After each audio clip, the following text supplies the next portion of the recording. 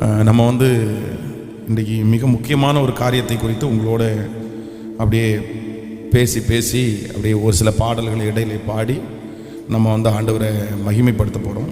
ஒரு வசனத்தை முதல்ல நம்ம வாசிக்கலாம். ஒரு வசனத்தை வாசிக்கலாம். எடுத்துக்கொள்ளுங்கள் எல்லாரும். நீதிமொழிகளில்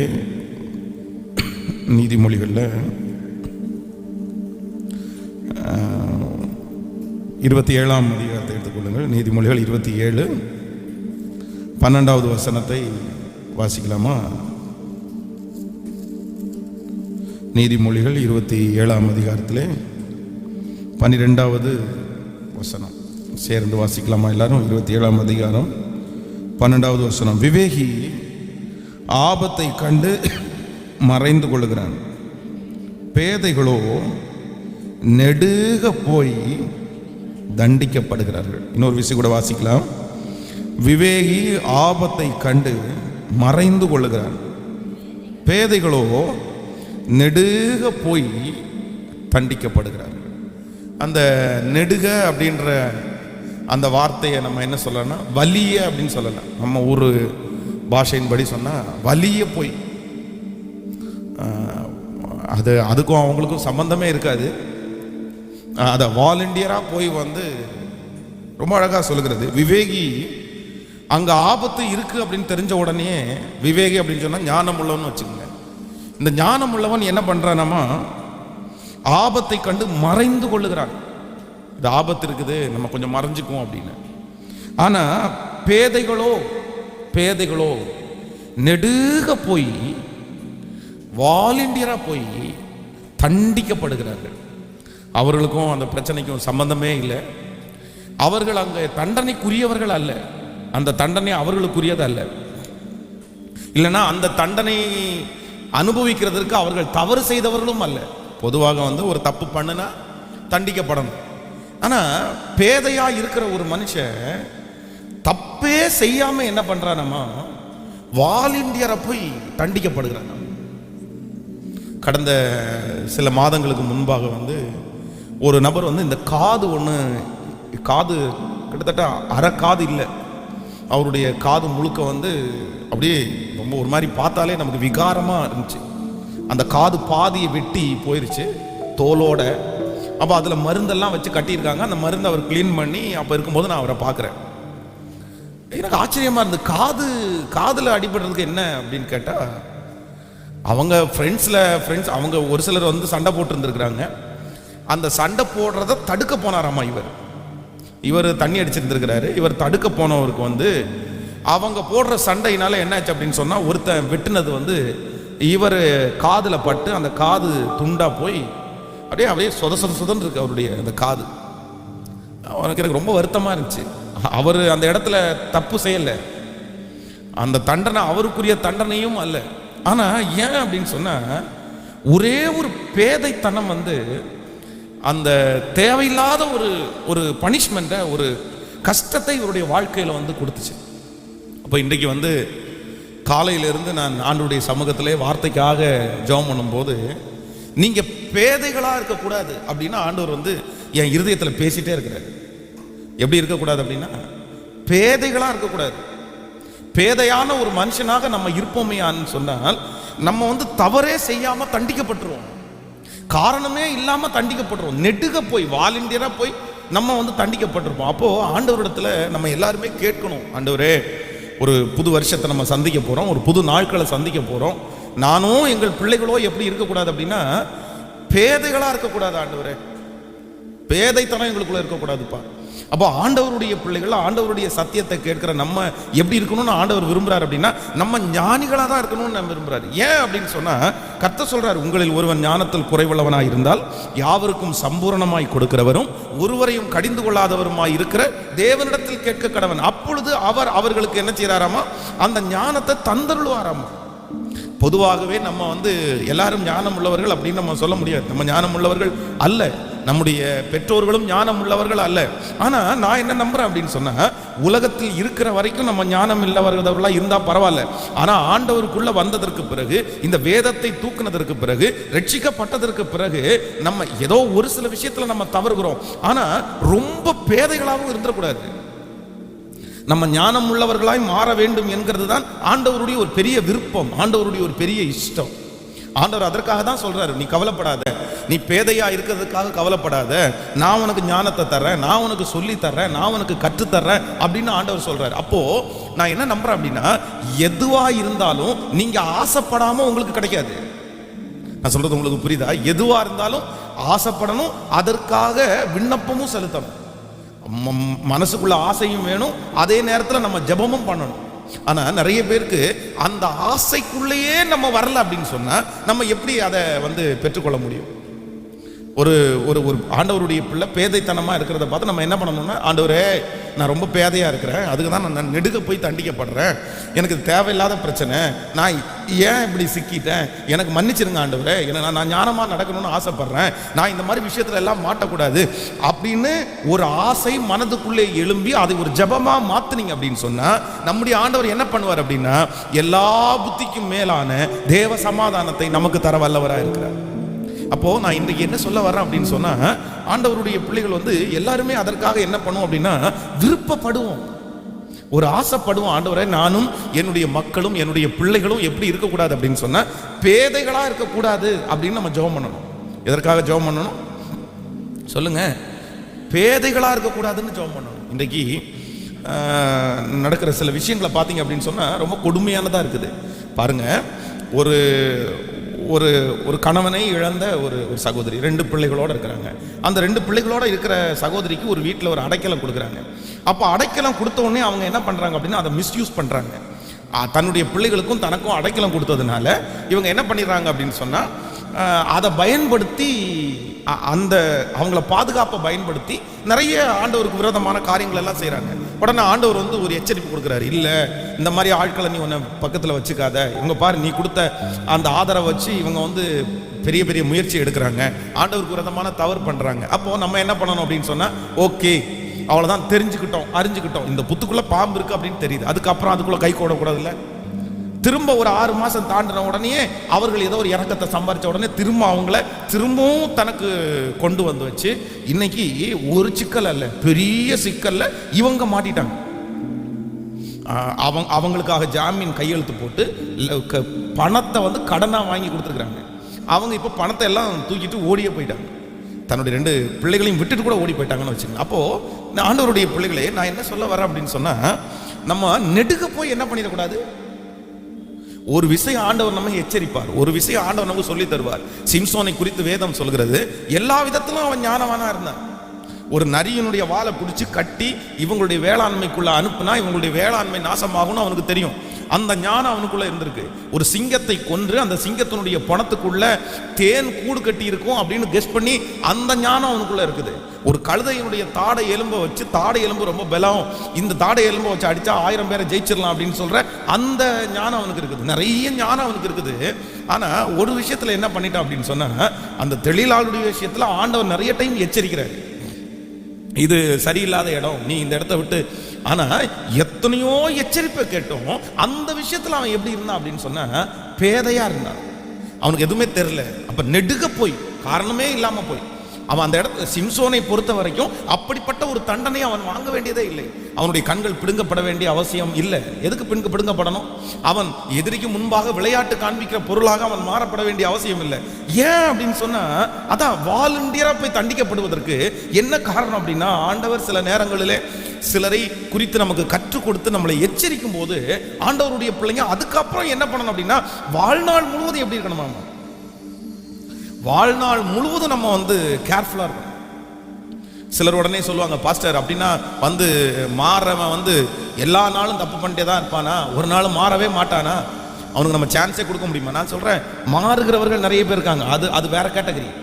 அதுதான் அடையாளம் கண்டுபிடிக்கணும்னு சொல்றது. அது ஏதோ ஒரு சிலர் மாறி அவங்களுடைய வாழ்க்கையை, புது வாழ்க்கையை வாழ்கிறாங்க, அதுக்கப்புறம் அவங்க நம்மளை மாற ஆசை இருக்கிற மாறுகிற ஒரு மனிதன் ஒரு டைம் நம்மளை டிபெண்ட் பண்ணிட்டா அதுக்கப்புறம் அவங்க டிபெண்ட் பண்ண மாட்டாங்க. அவங்க அவங்களுடைய வாழ்க்கையை பார்ப்பாங்க, அவங்க அப்படியே வெற்றியை அடைவாங்க. அப்போது இன்றைக்கி எல்லாரும் வந்து எதுக்காக ஜெபிக்க போகிறோன்னா, ஆண்டவரே நானும் என்னுடைய பிள்ளைகளும் எப்படி இருந்துடக்கூடாது அப்படின்னா நெடுக போய் தண்டிக்கப்பட்டக்கூடாது. இன்றைக்கி ஒருவேளை இந்த ஜெபத்தில் இருக்கிற யாரோ ஒருவர் அந்த சுச்சுவேஷனில் நீங்கள் வரலாம். ஃபஸ்ட் நீங்கள் சொல்கிற எல்லாமே என்னுடைய தான், நான் தான் அப்படி இருக்கிறேன். நெடுக போய் நானே வாலண்டியராக போய் தண்டிக்கப்படுகிறேன். எனக்கும் அந்த பிரச்சனைக்கு சம்மந்தமே இல்லை. நானே தேவையில்லாமல் காலை உள்ள விட்டேன், தேவையில்லாமல் மூக்க உள்ள நுழைச்சிட்டேன். நான் எதுக்காக இப்படி போனேன்னு தெரில, அவனுக்காக போனேன், இவனுக்காக போனேன். ஆனால் இன்னைக்கு நான் தண்டிக்கப்படுறேன். அவன் தப்பிச்சிட்டான். நான் சொல்கிறேன், ஆண்டவருடைய சமூகத்திலே அந்த பேதைத்தனத்திற்காக நீங்கள் ஒப்பு கொடுத்து நீங்கள் ஜெபம் பண்ண, ஆண்டவரே இந்த மாதிரி நான் செஞ்சுட்டேன், என்னை மன்னிச்சிருங்க, இதுக்கு காரணம் நான் தான் ஆண்டவரே. நான் இப்போ இந்த இந்த நீங்கள் தேவையில்லாமல் கடன் பாறை உங்கள் தலையில் சுமந்துருக்குது, அதுக்கு நீங்கள் அதான் நான் சொல்லுவேன் அடிக்கடி, நீங்கள் சாப்பிட்டு கடன் பிரச்சனைக்கு ஆகிட்டீங்கன்னா கூட பரவாயில்ல, நீங்கள் நல்ல துணி உடுத்தி கடன் பிரச்சனைக்கு ஆளாயிட்டீங்கன்னா கூட பரவாயில்ல, இல்லைன்னா நீங்கள் ஏதோ ஒரு சொத்தை வாங்கி ஒரு காரை வாங்கி கடனாளி ஆகிட்டீங்கன்னா கூட பரவாயில்ல. ஒன்றுமே பண்ணாமல் நல்ல சாப்பாடு சாப்பிடல, நல்ல துணி உடுக்கல, நல்ல வீட்டில் தங்கல, நல்ல ஒரு பொருள் வாங்கல, ஆனால் கடன்காரங்க. ஏன் அப்படின்னு கேட்டால் இன்னொருத்தருக்காக, இன்னொரு நபருக்காக இவருடைய பேதைத்தனத்தை யாரோ ஒருத்தர் பயன்படுத்தி இன்றைக்கு வந்து இவர்கள் வந்து தண்டிக்கப்படுகிறாங்க. அப்போ நம்ம எல்லாரும் எதுக்காக ஜெபிக்கணும் அப்படின்னா, எங்களை தயவா மன்னிச்சிருங்க ஆண்டவரே.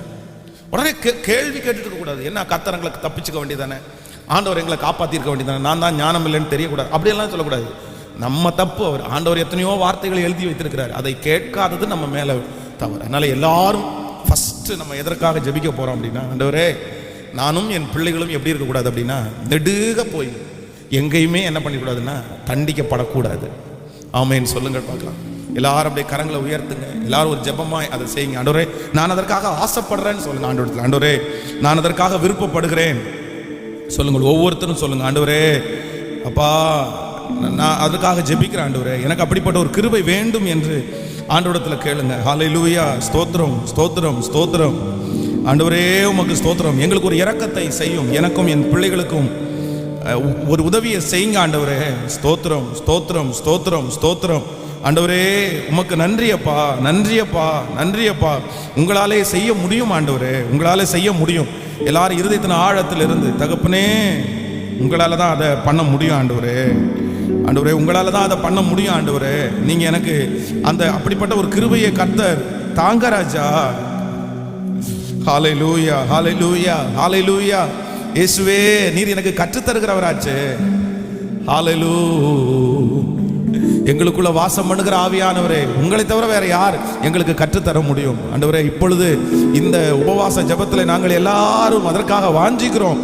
தகப்பனே எங்களுக்கு கற்றுத்தாரும். ஹல்லேலூயா. ஆவியானவரே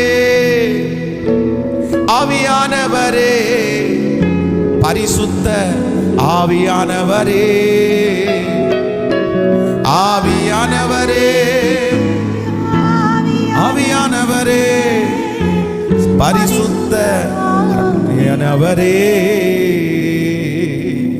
ஆமென். கைகளை உயர்த்தி ஒரு ஹல்லேலூயா சொல்லுங்க. சீரியஸா இந்த ஜெப குறிப்புக்காக ஆண்டவருடைய பிள்ளைகள் வந்து ரொம்ப சீரியஸா நீங்க ஜெபிக்கணும். ஆமென்.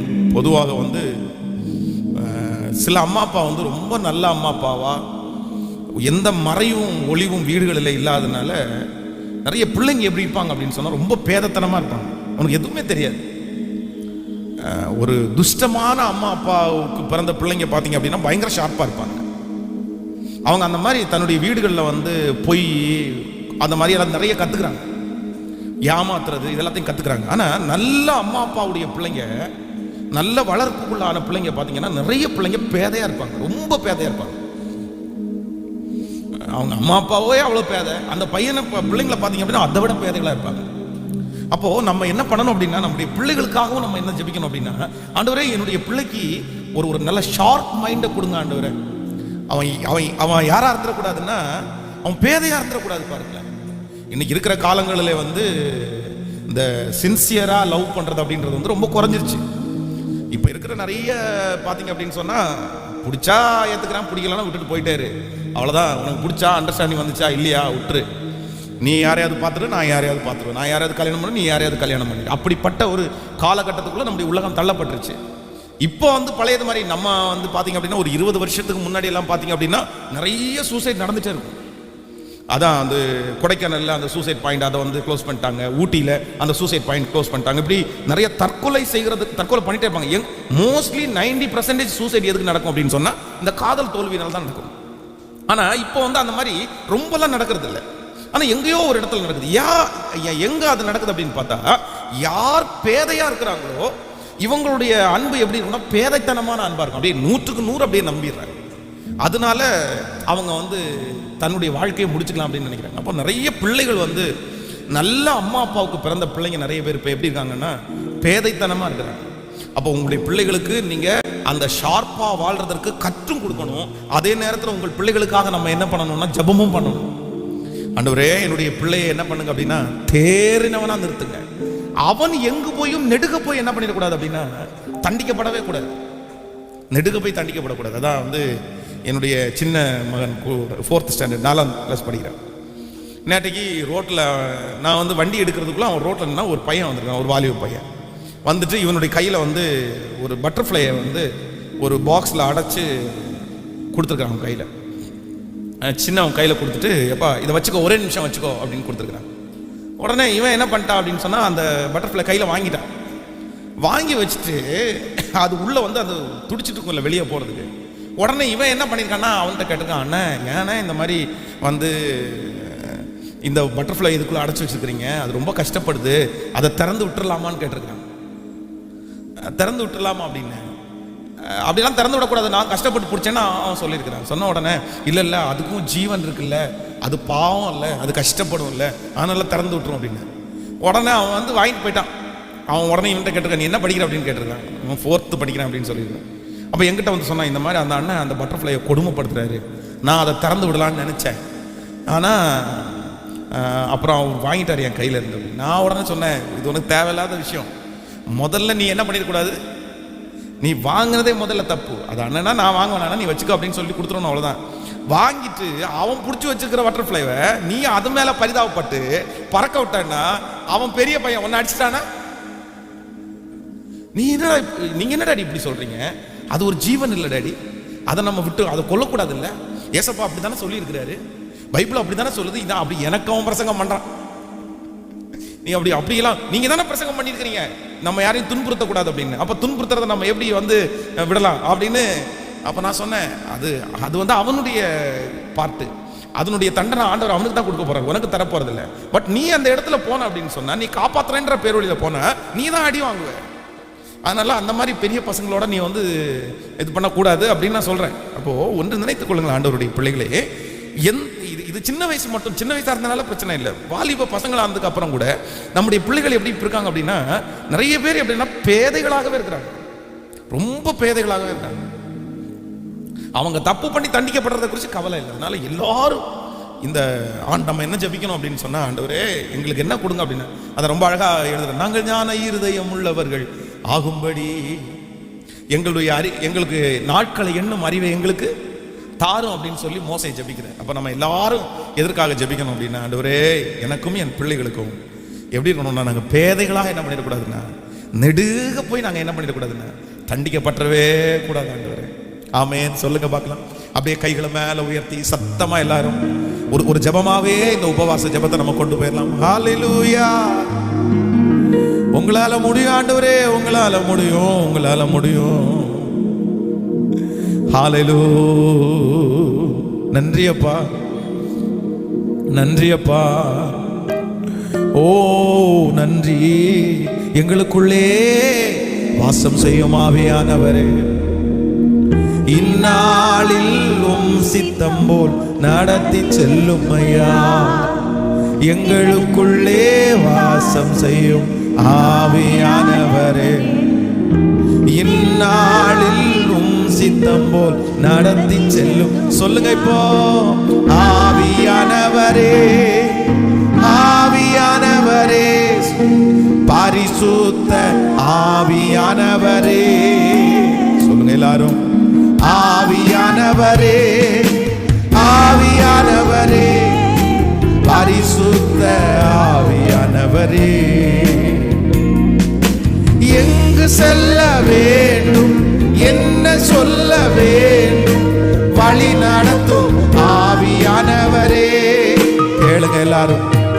எங்கு செல்ல வேண்டும், என்ன சொல்ல வேண்டும், வழி நடத்தும் ஆவியானவரே. விருப்பம் இல்லாத இடங்களுக்கு செல்லாமல் தடுத்து நிறுத்தும் ஆவியானவரே. விருப்பம் இல்லாத இடங்களுக்கு செல்லாமல் தடுத்து நிறுத்தும் ஆவியான. இப்ப கைகளை உயர்த்தி ஆவியானவரே, ஆவி சத்தமாய் பாடி பரிசுத்த ஆவியானவரே சொல்லுங்க எல்லாரும். ஆவியானவரே, ஆவியானவரே, பரிசுத்த ஆவியானவரே, ஆவியானவரே, ஆவியானவரே, பரிசுத்த ஆவியானவரே, ஆவியானவரே, ஆவியானவரே, பரிசுத்த ஆவியானவரே. ஹல்லேலூயா. கைகளை உயர்த்தி ஒரு ஹல்லேலூயா சொல். சத்தமா ஒரு ஹல்லேலூயா சொல். இப்போ உலகத்துல இருக்கிற நிறைய பேர் எப்படி இருக்காங்கன்னா, அவங்க ரொம்ப ஷார்ப்பா இருக்காங்க, ரொம்ப ஞானமா இருக்கிறாங்க. அதான் ஒளியின் பிள்ளைகள் ரொம்ப ஷார்ப்பா இருக்காங்க. உலகத்துல இருக்கிற சத்துருக்கு பின்னாடி போற நிறைய பிள்ளைங்க எப்படிலாம் இருக்காங்க பாத்தீங்க. ஐயோ, ₹1 விட்டு கொடுக்க மாட்டாங்க, 50 காசா விட்டு கொடுக்க மாட்டாங்க. அதான் நேற்றைய தினத்துல ஒரு நண்பரை சந்தித்தேன். அந்த நண்பர் சொல்லும்போது சொல்றாரு, அவர் செஞ்சு கொடுக்குற வேலையில ஒரு மந்த் அந்த ஓனருக்கு 2 lakhs ப்ராஃபிட், ₹2 லட்சம் ப்ராஃபிட். ₹2 லட்சம் ப்ராஃபிட் ஆகிறத இவங்க கண் கூட இவங்க பாக்குறாங்க. ஆனா அந்த நபர் அந்த ஓனர் இவன்கிட்ட என்ன, இந்த பையன்கிட்ட என்ன சொல்றாரு அப்படி தெரியுமா, இந்த பாரா, நான் இந்த வேலையை செய்யணும்னு செய்யறது இல்லை, சரி ஒரு ரொட்டேஷன் ஆகட்டுமே, இதுல எனக்கு ஒரு லாபமும் கிடையாது, இதுல இருந்து உனக்கு எனக்கு ஒரு பணம் வர்றதில்லை, ஏதோ ஒரு ரொட்டேஷனுக்காக இதை நடத்திட்டு இருக்கிறேன், மற்ற மாதிரி இதுல ஒரு லாபம் இல்லை. உலகத்தினுடைய மனுஷன் சொல்றேன். நான் சொல்றேன், நம்ம பொய் சொல்ல வேண்டாம், நமக்கு வரல அப்படின்னு சொல்லி எல்லாத்தையும் பொய் சொல்ல வேண்டாம். ஆனா நம்மளா இருந்தா என்ன பண்ணிருப்போம் அப்படின்னு சொன்னா, உண்மையை சொல்றேன் அப்படின்ற பேர் வழியில, மாசம் அதுல ₹2 லட்சம் வருது தெரியுமா, எனக்கு நிறைய வருது தெரியுமா. அப்போ அந்த ஒர்க் பண்றவங்களுக்கு என்ன வரும், ஓ அப்படியா, ₹2 லட்சம் அப்போ எனக்கு என்ன வச்சு நீ வருமானம் பண்ற அப்படின்னா, உனக்கு ₹50,000 சம்பளம் கொடுக்குறது உனக்கு என்ன பிரச்சனை? அவன் இடக்கு முடக்க வேலை செய்ய ஆரம்பிச்சிடுவான். புரியுதா நான் சொல்றது உங்களுக்கு? புரியுதா? அவங்களுடைய மைண்ட் அப்படி தானே ஒர்க் ஆகும். இவ்வளவு என்ன வச்சுட்டு இவ்வளவு சம்பாதிச்சுட்டு நீ கொடுக்க மாட்டேங்கிற அப்படின்னு. அப்போ அந்த ஓனர் என்ன நினைச்சு சொல்றாரு அப்படின்னு நான் நினைக்கிறேன் அப்படின்னா, நீ என்கிட்ட நிறைய சம்பளம் கேட்டுறாத, நீ என்கிட்ட நிறைய சம்பளம் கேட்டக்கூடாது, அதுக்கு முன்னாடியே அவர் பொய் சொல்றாரு. நம்ம பொய் சொல்ல வேண்டாம், ஆனா எப்படி இருக்கணும் அப்படின்னு சொன்னா, ஞானவான்களாக நடக்கிறதற்கு ஆண்டவர் விரும்புறாரு. எப்படி பேதைகளா என்ன பண்ணக்கூடாதாமா இருந்துடக்கூடாது. நீங்கள் ஒரு வசனத்தை கூட வாசிக்கலாம். நீங்கள் நீதிமொழிகள் 14ஆம் அதிகாரத்தை எடுத்துக்கொள்ளுங்கள். நீதிமொழிகள் 14ஆம் அதிகாரத்திலே 15வது வசனத்தை வாசிக்க போறோம். நீதிமொழிகள் 14ஆம் அதிகாரம் 15வது வசனம். பேதையானவன் எந்த வார்த்தையும் நம்புவான், விவேகியோ தன் நடையின் மேல் கவனமா இருக்கிறான். இன்னொரு விஷயம் கூட வாசிக்கலாம். பேதையானவன் எந்த வார்த்தையையும் நம்புவான். ஆமென் சொல்லுங்க. போதும், கவனிங்க. அப்போ பேதைன்ற ஒரு மனுஷன் இருக்கிறான் பாருங்களேன், அந்த பேதையினுடைய ஃபர்ஸ்ட் குவாலிட்டி என்ன தெரியுமா? நீங்கள் பேதைகளா இருக்கிறீர்களா இல்லையா அப்படின்றத எதுல நம்ம பார்க்க முடியும் அப்படின்னா, பேதையானவன் எந்த வார்த்தையும் நம்புவான், எந்த வார்த்தையும் நம்புவான். சிலருக்கு ஒரு ஹேபிட் ஒன்று இருக்குது. என்ன அப்படின்னா, என்ன சொன்னாலும் என்ன பண்ணிடுறது, என்ன சொன்னாலும் நம்பிடுறது, எதை சொன்னாலும் நம்பிடுவாங்க. அது அப்படி இருக்குமா இருக்காதா அப்படின்றத யோசிக்கிறதே இல்லை. சொன்னா, நான் சொல்றேன், சொன்ன உடனே அப்படி இருந்துருமா, அவங்க சொன்ன உடனே அப்படி இருந்துருமா, நம்ம நம்புறோம். இப்போ நீங்க ஒரு வாஷிங் மிஷின் இன்னைக்கு வாங்குறீங்கன்னு வைங்களேன். அப்போ அந்த வாஷிங் மிஷின் ஒரு கம்பெனிக்காரன், சாம்சங் கம்பெனிக்காரன் வாஷிங் மிஷின் உங்களிடத்துல விற்கிறான்னு வைங்களேன். இப்போ அந்த சாம்சங் கம்பெனிக்காரன் அந்த வாஷிங் மிஷினை கொண்டு வச்சுட்டு, சார் இது மோசமான வாஷிங் மிஷின் சார், இது ஒரு 4 வருஷம் ஓடும், அதுக்கப்புறம் ஓடாது, அது தண்ணி இப்படியெல்லாம் லீக் ஆகும், அப்படியெல்லாம் லீக் ஆகும், இது கடினமான பெட்ஷீட் எல்லாம் போட்டா துவைக்காது அப்படின்னு நான் சொல்லுவாங்க. கேட்கல, சத்தமா சொல்லுங்க. எப்படி சொல்லுவாங்க? சார் பெஸ்ட் குவாலிட்டி, அமுதா பாச்சம் இதை தான் யூஸ் பண்றானோ. சினிமா நடிகர் மொத்த பேருடைய பேரை சொல்லியும் சார் அவர் வீட்டில் சாம்சங் தான் சார் ஓடுது. நீங்க ஒருவேளை சர்ச்சில் இருந்து வந்திருக்கேன்னு வைங்களேன், கம்ஃபர்ட் சர்ச்சில் நான் வந்திருக்கேன், பென்ஸ் பாஸ்டர் வீட்டில் அதான் ஓடுது. பென்ஸ் பாஸ்டர் நல்லா தெரியும். அவர் வீட்லையும் அவர் கேளுங்க, லாஸ்டா சமீபமா 6 months முன்னாடி தான் எங்கள்கிட்ட வாங்கினார். அவர் வீட்லையும் அதான் இருக்குது. அப்புறம் அவனே சொல்லுவான் பாருங்களேன், நான் நிறைய சர்ச்சஸ்க்கெல்லாம் கொடுத்துருக்கேன் சார்.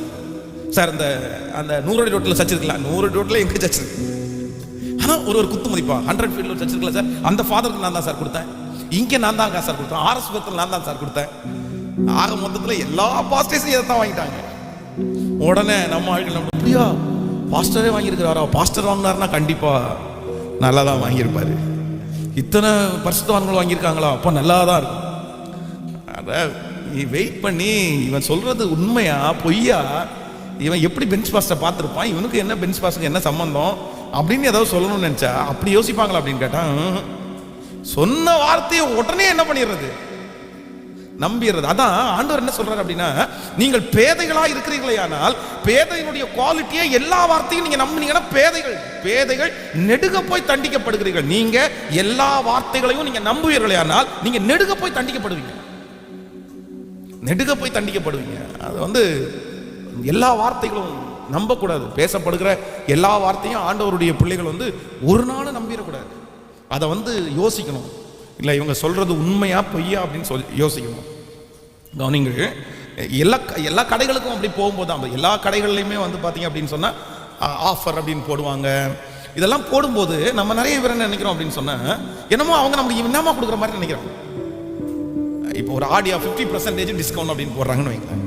இந்த 50% டிஸ்கவுண்ட்ல நீங்க என்ன நினைப்பீங்க, பரவாயில்ல 100 ரூபா பொருள் எப்படி கிடைக்குது, 50 ரூபா கிடைக்குது அப்படின்னு நினைக்கிறோம். நான் சொல்றேன், இந்த 50 ரூபாயை 100 ரூபா பொருளா 50 ரூபா வாங்கிட்டு 10 வருஷமா அந்த அவர் கடன் நடத்துறாரு அப்படின்னா எப்படி நடத்த முடியும் சொல்லுங்க. நான் சொல்றது உங்களுக்கு புரியுதா? நம்மகிட்ட இருக்கிற பொருளை விட காசு கம்மியா வாங்கி அவர் எத்தனை நாள் வீட்டை ஓட்ட முடியும், எத்தனை நாள் கம்பெனியை ஓட்ட முடியும்? அவர் கடன்காரர் ஆயிட மாட்டாரு. அவங்க இன்னைக்கும் சம்பாரிச்சு தான் இருக்கிறாங்க. அப்போ 50% ஆஃபர் போடுறதுல அவருக்கு லாபம் இல்லாம என்னமோ ஒன்று இருக்குது, என்னமோ சம்திங் அங்கே ஓடுது.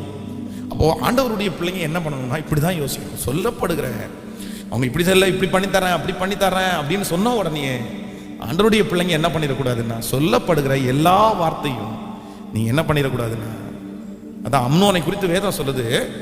அவனுடைய ஃப்ரெண்டு ஒரு வார்த்தையை சொல்றான் பாருங்களேன், ஒரு ஷார்ட்கட்டா ஒரு வார்த்தையை சொல்றான். நீ அதெல்லாம் ஒன்றும் பிரச்சனை இல்லை மாப்பிள்ள, உங்க அப்பா வருவார்ல உன்னை பார்க்கறதுக்கு, அவர்கிட்ட இப்படி சொல்லி நீ இதை போய் அனுபவிச்சிரு அப்படின்னு சொல்லுவாங்க. சொன்ன உடனே எதையுமே யோசிக்காம அதான் சொல்றேன், அம்னோன் பேதை அப்படின்னு அதான் சொல்றேன்.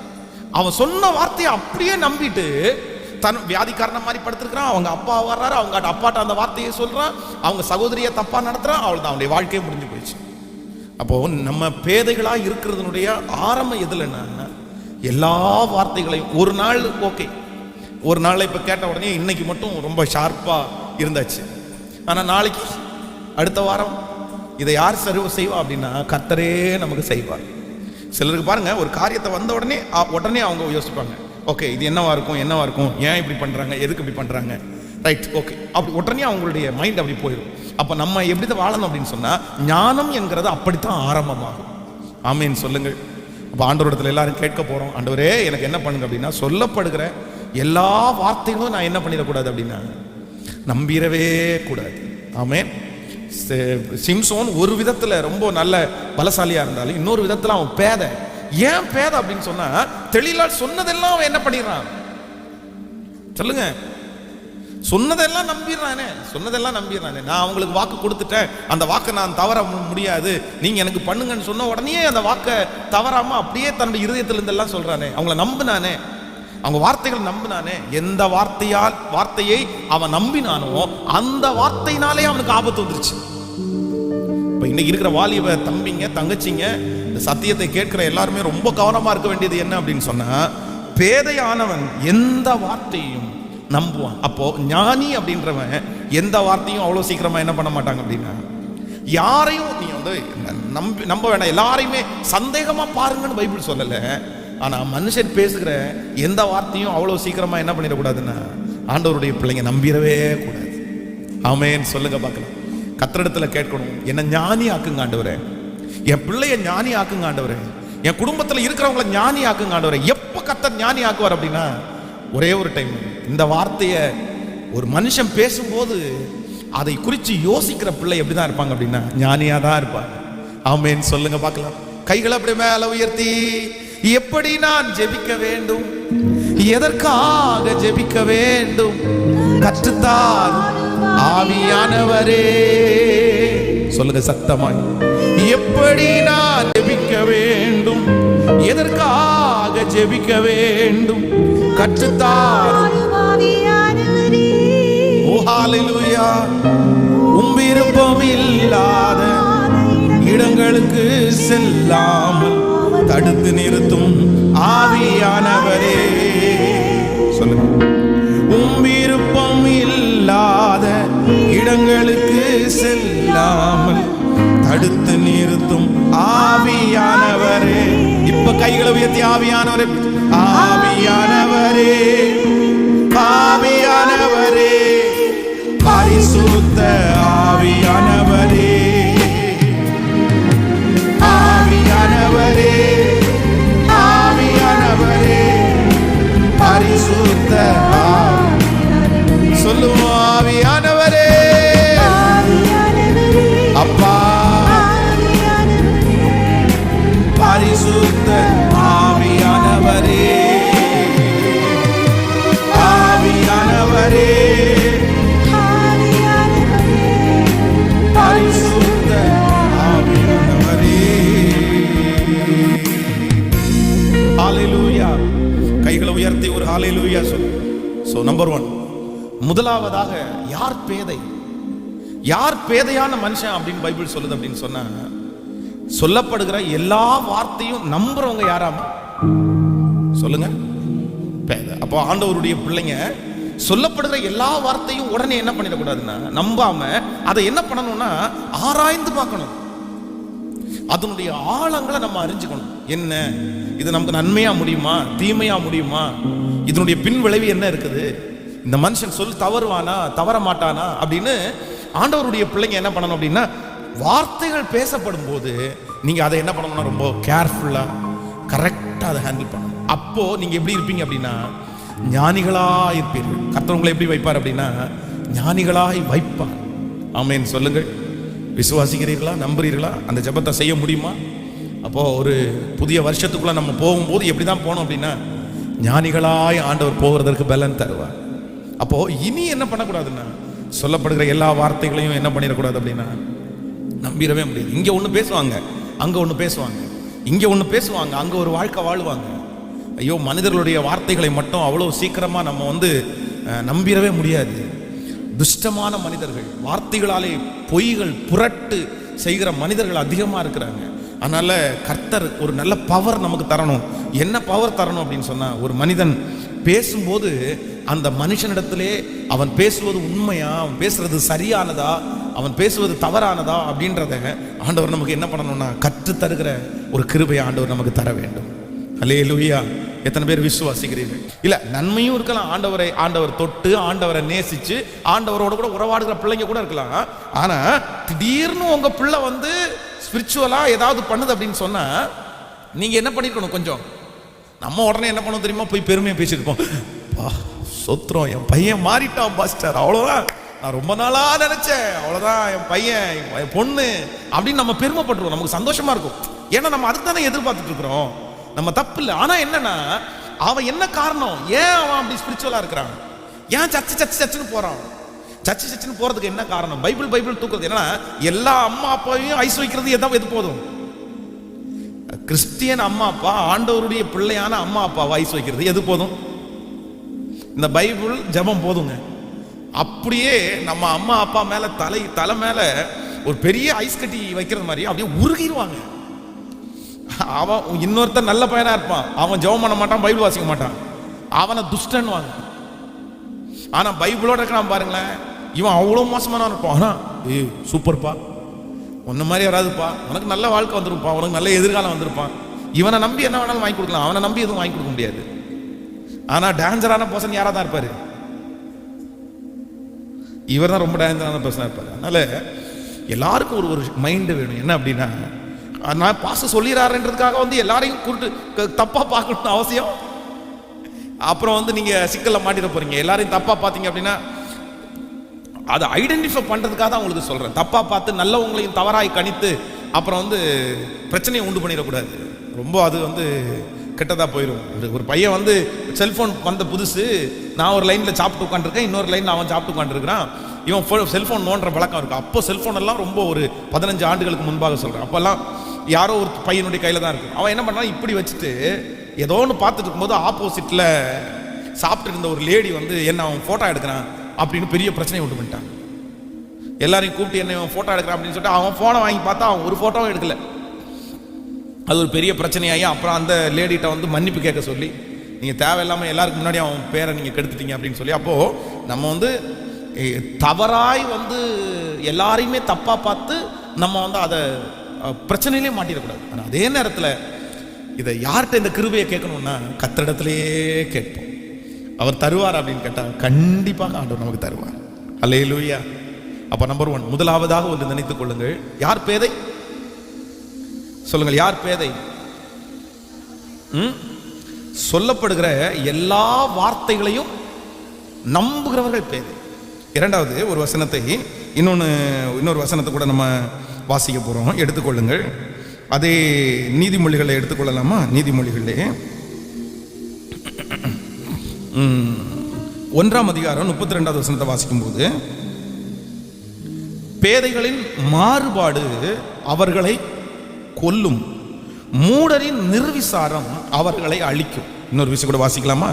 சத்தமா வாசிங்க. பேதைகளின் மாறுபாடு அவர்களை கொல்லும், மூடரின் நிர்விசாரம் அவர்களை அழிக்கும். பேதைகளின் மாறுபாடு அவர்களை கொல்லும். அப்போ நம்பர் 2, இரண்டாவது யார் பேதை அப்படின்னு வேதம் இங்க சித்தீகரிக்குது அப்படின்னு சொன்னா, மாறுபாடு உள்ளவர்கள் யாரா இருப்பாங்க அப்படின்னு சொன்னா பேதைகளா இருப்பாங்க. மாறுபாடு அப்படின்னு சொன்னா அதுக்கு சரியான வேர்டன் அப்படின்னா மாத்தி மாத்தி அப்படின்னா ஒரு காரியத்திலே நிலைவரமாய் யோசிக்க தெரியாத, நிலைவரமாய் முடிவு எடுக்க தெரியாத ஒரு மனுஷனுடைய பேர் தான் என்னது அப்படின்னா பேதைன்னு அர்த்தம். கவனிங்கள், நான் சொல்றது உங்களுக்கு புரியுதா? அப்போ பேதனுடைய லிஸ்ட்ல இரண்டாவது யார் பேதை அப்படின்னா மாறுபாடா யோசிக்கிறவர்கள், மாறுபாடான காரியத்தை செய்கிறவர்கள் பேதைகளா இருப்பார்கள். மாறுபாடா ஆண்டவருடைய பிள்ளைங்க இருக்கக்கூடாது. எப்படி இருக்கணும் அப்படின்னு சொன்னா, ஒரு காரியத்தை, ஒரு முடிவை நம்ம எடுப்போமே ஆனால், ஒரு காரியத்தை செய்வோமே ஆனால் அதை ஆராய்ஞ்சு பார்க்காம எடுக்கவும் கூடாது. ஆனா எடுத்த முடிவுல நம்ம எப்படி இருக்கணும் அப்படின்னா சொல்லுங்களேன், ஸ்ட்ராங்கா இருக்கணும். கலப்பையின் மேல் தன் கையை வைத்து பின்னிட்டு பார்க்கிற எவனும் தேவனுடைய ராஜ்யத்திற்கு தகுதி உள்ளவன் அல்ல அப்படின்னா ஆண்டவர் என்ன சொல்றார் அப்படின்னா, வச்சியா பின்னோக்கி பார்க்காத, திரும்பி பார்க்காத. அதான் கொடுத்த கட்டளை என்ன அப்படின்னா, நீ பின்ன திரும்பி பார்த்தா என்ன ஆயிருவ? உப்பு தூண் ஆயிருவ. அதனால நீ விட்டுரு, நீ வந்துட்டல, நீ என்ன நம்பி வா, நான் உன்னை வாழ வைப்பேன்னு தான் ஆண்டவர் சொல்றாரு. ஆனா நிறைய பேர் என்ன பண்றாங்கன்னா, ஆத்துல ஒரு கால் சேத்துல ஒரு கால். இல்ல இல்ல இல்ல இல்ல, இதுக்கு பேர் தான் என்ன அப்படின்னா பேதமை என்று பேர். அந்த பேதமையா இருக்கிறவர்கள் பாருங்க, வேற எதுலையுமே வெற்றி அடையவே முடியாது. ஒரு பிசினஸ் ஆரம்பிச்சோம் அப்படின்னு சொன்னா அந்த பிசினஸ் ஆரம்பிக்கிறதுக்கு முன்னாடி யோசிக்கணும், நிறைய யோசிக்கணும். 1 இல்லை 2 இல்லை 1000 டைம் யோசிக்கணும். அதனுடைய லாபம் என்ன, அவருடைய நஷ்டம் என்ன, அதனுடைய இன்வெஸ்ட்மெண்ட் என்ன, அதுல இது ஒருவேளை ஒரு 3 மாசம் நடக்காம போயிருந்தா என்ன பண்ணுவோம், அதுல யாரெல்லாம் அந்த பிசினஸ் பண்றாங்க, பிசினஸ் பண்ணி வெற்றி அடைஞ்சவங்க யாரு, தோல்வி அடைஞ்சவங்க யாரு, இப்படின்னு எல்லாத்தையும் என்ன பண்ணணும் அப்படின்னா ஆராயணும். அந்த பிசினஸ் லீகல் ஆனதா, இல்லீகல் ஆனதா, அதுல ஏதாவது தப்பு இருக்குதா, அது ஆண்டவருக்கு விரோதமானதா, சைட்டா இருக்கா, இதை செஞ்சா நம்ம ஆவிக்குரிய வாழ்க்கையில முன்னேற முடியுமா, இது எல்லாத்தையும் பார்த்ததுக்கு அப்புறம் தான் அதை என்ன பண்ணணும், ஆரம்பிக்கணும். சரி, இதெல்லாம் பார்த்து இப்ப ஆரம்பிச்சாச்சு. ஆரம்பிச்ச உடனே ஒரு தோல்வியை சந்திக்கிறோம். தோல்வியை சந்திச்ச உடனே ஐயோ அவ்வளவுதான், தோல்வி விட்டுறக்கூடாது. இல்ல, அதுல என்ன பண்ணணும் அப்படின்னா நிலைவரமா நிக்கணும். பார்க்கலாம், ஆண்டவர் நடத்துவாரு, ஆண்டவர் செய்வாரு. அதுல என்ன பண்ணணும், ஏன் குறைவாச்சு, எதுக்காக இது குறைவாச்சு, நான் கீழே விழுந்ததுக்கு என்ன காரணம், ஏதாவது ஒரு தப்பு இருக்குதா. அதான் நம்ம எத்தனை நியூஸ் கேட்கிறோம். அந்த டாடா நிறுவனம் அது பார்த்தீங்கன்னா ஒரு காலத்தில் வந்து அவருடைய கையில இருந்து அந்த ஃப்ளைட்டுகள் எல்லாம் வந்து புடுங்கப்பட்டது மாதிரி புடுங்கப்பட்டுருச்சு. அதை ரன் பண்ண முடியாம அவங்களே கொடுக்க வேண்டிய சூழ்நிலை வச்சு. ஆனால் இன்னைக்கு பல மடங்கு அதிகமான பணத்தை கொடுத்து அந்த ஃப்ளைட்டை வந்து அவங்க ரிட்டர்ன் வாங்கிட்டாங்க. அந்த ஏர் இந்தியாவில் ஃபுல்லாக மொத்தத்தையுமே வாங்கிட்டாங்க அவங்க. ஏன் ஏன் அப்படின்னு கேட்டால், நான் என்ன சொல்கிறேன் அப்படின்னா, உலகத்தில் இருக்கிற மனிதன் பார்த்தீங்க அப்படின்னு சொன்னால், அந்த விஷயத்தில் வந்து ஒரு காரியத்தை எடுத்துட்டார் அப்படின்னு சொன்னால், ஒரு தோல்வி அடையும் போது ஏன் தோல்வி அடைஞ்சிச்சு அப்படின்னு பார்த்து அதை வெற்றி அடைவதற்கு முயற்சி எடுக்கிறாங்க. அதற்கான நிறைய பிளான், அதற்காக பெரிய திட்டங்கள் அவர்கள் போடுகிறார்கள். அதான் வந்து ஒரு விஷயம் வந்து இது நீங்கள் கவனிக்கணும், ரொம்ப முக்கியமானது. நம்ம யூஸ் பண்ணுற நிறைய கூல்ட்ரிங்க்ஸ் வந்து பர்ன் பண்ண அப்படின்னா அது தடை செய்யப்பட்ட கூல்ட்ரிங்க்ஸு. ஏற்கனவே ஒரு நெய்மில் அது வந்து தடை பண்ணப்பட்ட அந்த கூல்ட்ரிங்க்ஸை லட்சக்கணக்கானதை இப்போ ப்ராடக்ட் பண்ணிட்டாங்க. இப்போ வந்து கவர்மெண்ட் வந்து இது இந்த கூல்ட்ரிங்க்ஸ் வந்து உடம்புக்கு நல்லது இல்லைன்னு சொல்லி அதை வந்து தடுத்துட்டாங்க.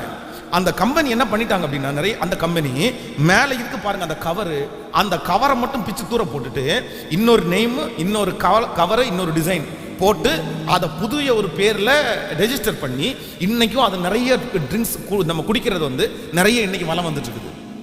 நம்ம அதை வாங்கி குடிச்சிட்டு இருக்கோம். ஆனால் ஒரு காலத்தில் அது வந்து தடை பண்ணப்பட்டது. ஏன்னா அவ்வளோ ப்ராடக்ட் பண்ணிட்டாச்சு, நான் விற்கல அப்படின்னு சொன்னால் நஷ்டமாயிருவேன் அப்படின்னு சொல்லிட்டு உலகத்தான் வந்து பண்ணியிருக்கிறாங்க. அப்போது ஆண்டவருடைய பிள்ளைகள் ஒன்று நினைத்து கொள்ளுங்கள், எப்பவுமே என்ன பண்ணணும் அப்படின்னு சொன்னால், ஒரு முடிவு எடுப்போமே ஆனால் அந்த முடிவில் நம்ம எப்படி இருக்கணும் அப்படின்னா, எடுக்கிறதுக்கு முன்னாடி பல டைம் யோசிங்க, ஆனால் எடுத்ததற்கு பிறகு என்ன பண்ணணும் அப்படின்னா நிலைச்சு நிற்கணும். அது கர்த்தருக்கு பிரியமுள்ளதா இருக்குமே ஆனால், அது சமாதானம் தருமையானால், அது அதில் எதிர்காலம் இருக்குமே ஆனால் அதுல நிலைச்சு நில்லுங்க. உங்களை ஆசீர்வதிக்கிறது கர்த்தர். நிச்சயமா அந்த இடத்துல ஆசீர்வதிப்பார். நம்மை கைவிடவே மாட்டார். உபத்திரவம் இருக்கத்தான் செய்யும், கஷ்டம் இருக்கத்தான் செய்யும். இந்த ஊழியத்தை ஆரம்பிக்கும் போது பார்த்தீங்க அப்படின்னு சொன்னா, இந்த ஊழியத்தை விட்டு ரிலீவ் ஆகிறதுக்கு, இந்த ஊழியத்தை வேண்டாம், இந்த ஊழியம் நமக்கு சூட் ஆகாது அப்படின்னு சொல்லி அதற்காக நடந்த போராட்டங்கள் 1-2 அல்ல, பல போராட்டங்கள். ஆனா ஆண்டவருடைய கிருபையினால என்ன அப்படின்னா, இல்ல நில்லு, காலடி எடுத்து வச்சுட்டல, கர்த்தர் தானே கொண்டு வந்தாரு, ஆண்டவர் தானே அந்த வழிகளை திறந்துட்டாரு, நீ நில்லு, நீ ஸ்ட்ராங்கா நில்லு, கர்த்தரை நம்பி நில்லு, கர்த்தர் உன்னை நடத்துவார் அப்படின்னு சொல்லி அன்றைக்கு இருதயத்தில் மனப்பூர்வமா நம்பி நின்னதுனால தான் இன்றைக்கு இந்த வெற்றிகளை எல்லாம் நம்மளால பார்க்க முடியுது. ஆமேன்னு சொல்லுங்க. இந்த ஜெபத்தில் இருக்கிற ஒரு தேவனுடைய பிள்ளை இடத்துல ஆண்டவர் தான் பேசுறாரு, சோர்ந்து போகாதீங்க. தோல்வி வரத்தான் செய்யும், அவமானங்கள் வரத்தான் செய்யும், நிந்தைகள் வரத்தான் செய்யும். அதற்காக ஆண்டவருடைய பிள்ளைங்க வந்து எடுத்து ஓடிட முடியாது. என்ன பண்ணணும்னா, நிலைத்து நிற்கும் போது ஆண்டவர் அதற்கான வழிவாசலை நமக்கு திறக்கிறதற்கு வல்லவரா இருக்கிறார். ஹல்லேலூயா. கைகளை அப்படியே மேலே உயர்த்தி எல்லாரும் ஆண்டவரத்தில் சொல்லுங்க, ஆண்டவரே எனக்கு நம்பர் 2 இரண்டாவதாக நிலைத்து நிற்கக்கூடிய ஒரு கிருபை. ஹல்லேலூயா. எடுத்த தீர்மானத்தில் நிலைத்து நிற்கக்கூடிய ஒரு கிருபை. ஸ்தோத்திரம், ஸ்தோத்திரம், ஸ்தோத்திரம், ஸ்தோத்திரம், ஸ்தோத்திரம், ஸ்தோத்திரம். ஆண்டவரே எனக்கு அப்படிப்பட்ட ஒரு கிருபை வேண்டும் என்று கர்த்தரிடத்தில் சொல்லுங்க. ஆண்டவரே எனக்கு தாங்க, ஆண்டவரே நன்றி, நன்றி, நன்றி, நன்றி சொல்லுங்க. ஆண்டவரே உங்களால மட்டும்தான் அந்த காரியத்தை எனக்கு செய்ய முடியும் ஆண்டவரே. ஹல்லேலூயா. எதிரிகளின் சூழ்ச்சிகள், சாத்தானின் தீர்க்கணைகள் எதிர்த்து நிற்க பலன் வேண்டுமே. எதிரிகளின் சூழ்ச்சிகள், சாத்தானின் தீர்க்கணைகள் எதிர்த்து நிற்க பலன் வேண்டுமே. சொல்லுவோம். உடல் சோறு அசதிகள் பலவீனங்கள் நீக்கி உற்சாகத்தால் நிரப்ப வேண்டுமே. உடல் சோறு அசதிகள் பலவீனங்கள் நீக்கி உற்சாகத்தால் நிரப்ப வேண்டுமே. இப்ப சேர்ந்த ஆவியானவரே, ஆவியானவரே, ஆவியானவரே, பரிசுத்த ஆவியானவரே, ஆவியானவரே, ஆவியானவரே, பரிசுத்த ஆவியானவரே. சொல்லு ஆவியானவரே, இயேசுவே, பரிசுத்த ஆவியானவரே. ஹல்லேலூயா. ஆவியானவரே, பரிசுத்த ஆவியானவரே. ஹல்லேலூயா. நம்பர் 1 பேதை. யார் பேதை அப்படின்னு சொன்னா, முதலாவதாக யார் பேதை? சொல்லப்படுகிற எல்லா வார்த்தையும் நம்புறவங்க யாராமா? பேதை. நம்பர் 2, யார் பேதை அப்படின்னு சொன்னா, அந்த எடுத்த காரியங்களில் நிலைவரமா இல்லாம அப்படியே அங்கேயும் இங்கேயும் தாவிட்டே இருக்கிறவங்க யார் அப்படின்னா பேதை. எடுத்தோம், ஒரு முடிவு எடுத்துட்டோம், அவ்வளோதான். நஷ்டமானாலும் லாபமானாலும் ஓகே, ரைட், நடந்தது நடந்துருச்சு, பண்ணது பண்ணிட்டோம், இனி என்ன பண்ண போறோம், இனி என்ன செய்ய போறோம், அதை கர்த்தருடைய இரக்கத்திற்காக கெஞ்சுவோம். ஒருவேளை நீங்க எடுத்திருக்கிற முடிவு தவறானதா இருக்கலாம், நீங்க எடுத்திருக்கிற முடிவு நஷ்டமானதா இருக்கலாம். ஆனா நான் நம்புறேன், கர்த்தர் கரத்துல விழுங்க, நஷ்டத்தை லாபமா மாத்துறதுக்கு அவர் வல்லவரா இருக்கிறார். விசுவாசிக்கிறீங்களா? நம்ம பேதத்தனமா தான் செஞ்சோம், ஆனா கர்த்தர் அதை என்ன பண்ணுவாருன்னா அழகாய் மாற்றுவார். இது என்னுடைய வாழ்க்கையில நடந்த சம்பவம். இது நான் வந்து ஒரு இடத்தை சர்ச்சுக்காக ஒரு இடத்தை வாங்கும்போது அதில் பில்டிங் கட்டணும். அதில் பில்டிங் கட்டுறதுக்கு கொஞ்சம் பொறுமையாக இருந்திருக்கலாம். ஒரு சின்ன ரூம் ஒன்று போடலாம் அப்படின்னு நினச்சோம்.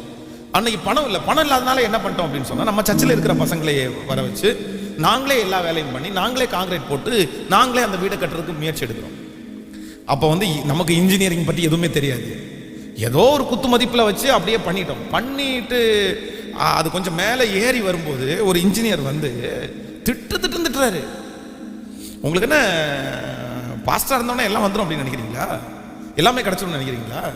எங்களை ஒரு கன்சல்ட் பண்ண மாட்டீங்களா? எங்கள்கிட்ட கூட்டு கேட்க மாட்டீங்களா? பயங்கரமாக திட்டி, அவ்வளோதான், நாளில் இடிஞ்சிடும், அப்படி இடிஞ்சிடும், இப்படி கிராக் விடும், இங்கெல்லாம் முதல்ல வெடிக்கும், அப்புறம் யார் தலை மேலே விழுந்துட்டும், அப்படி இப்படின்னு என்னென்னமோ பேசுகிறாங்க.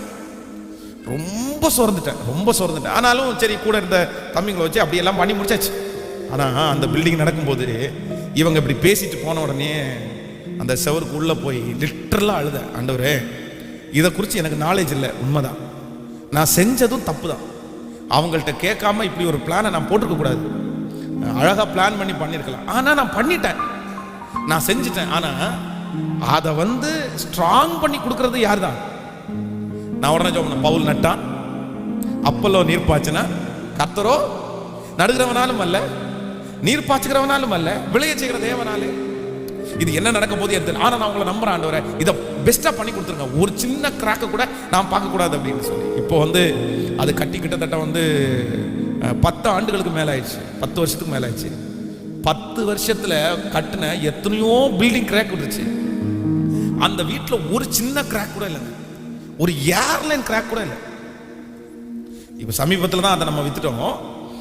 இப்போ ஒரு வாரம் ஆச்சுன்னு வைங்களேன், அது வரைக்குமே ஒரு சின்ன கிராக்கு.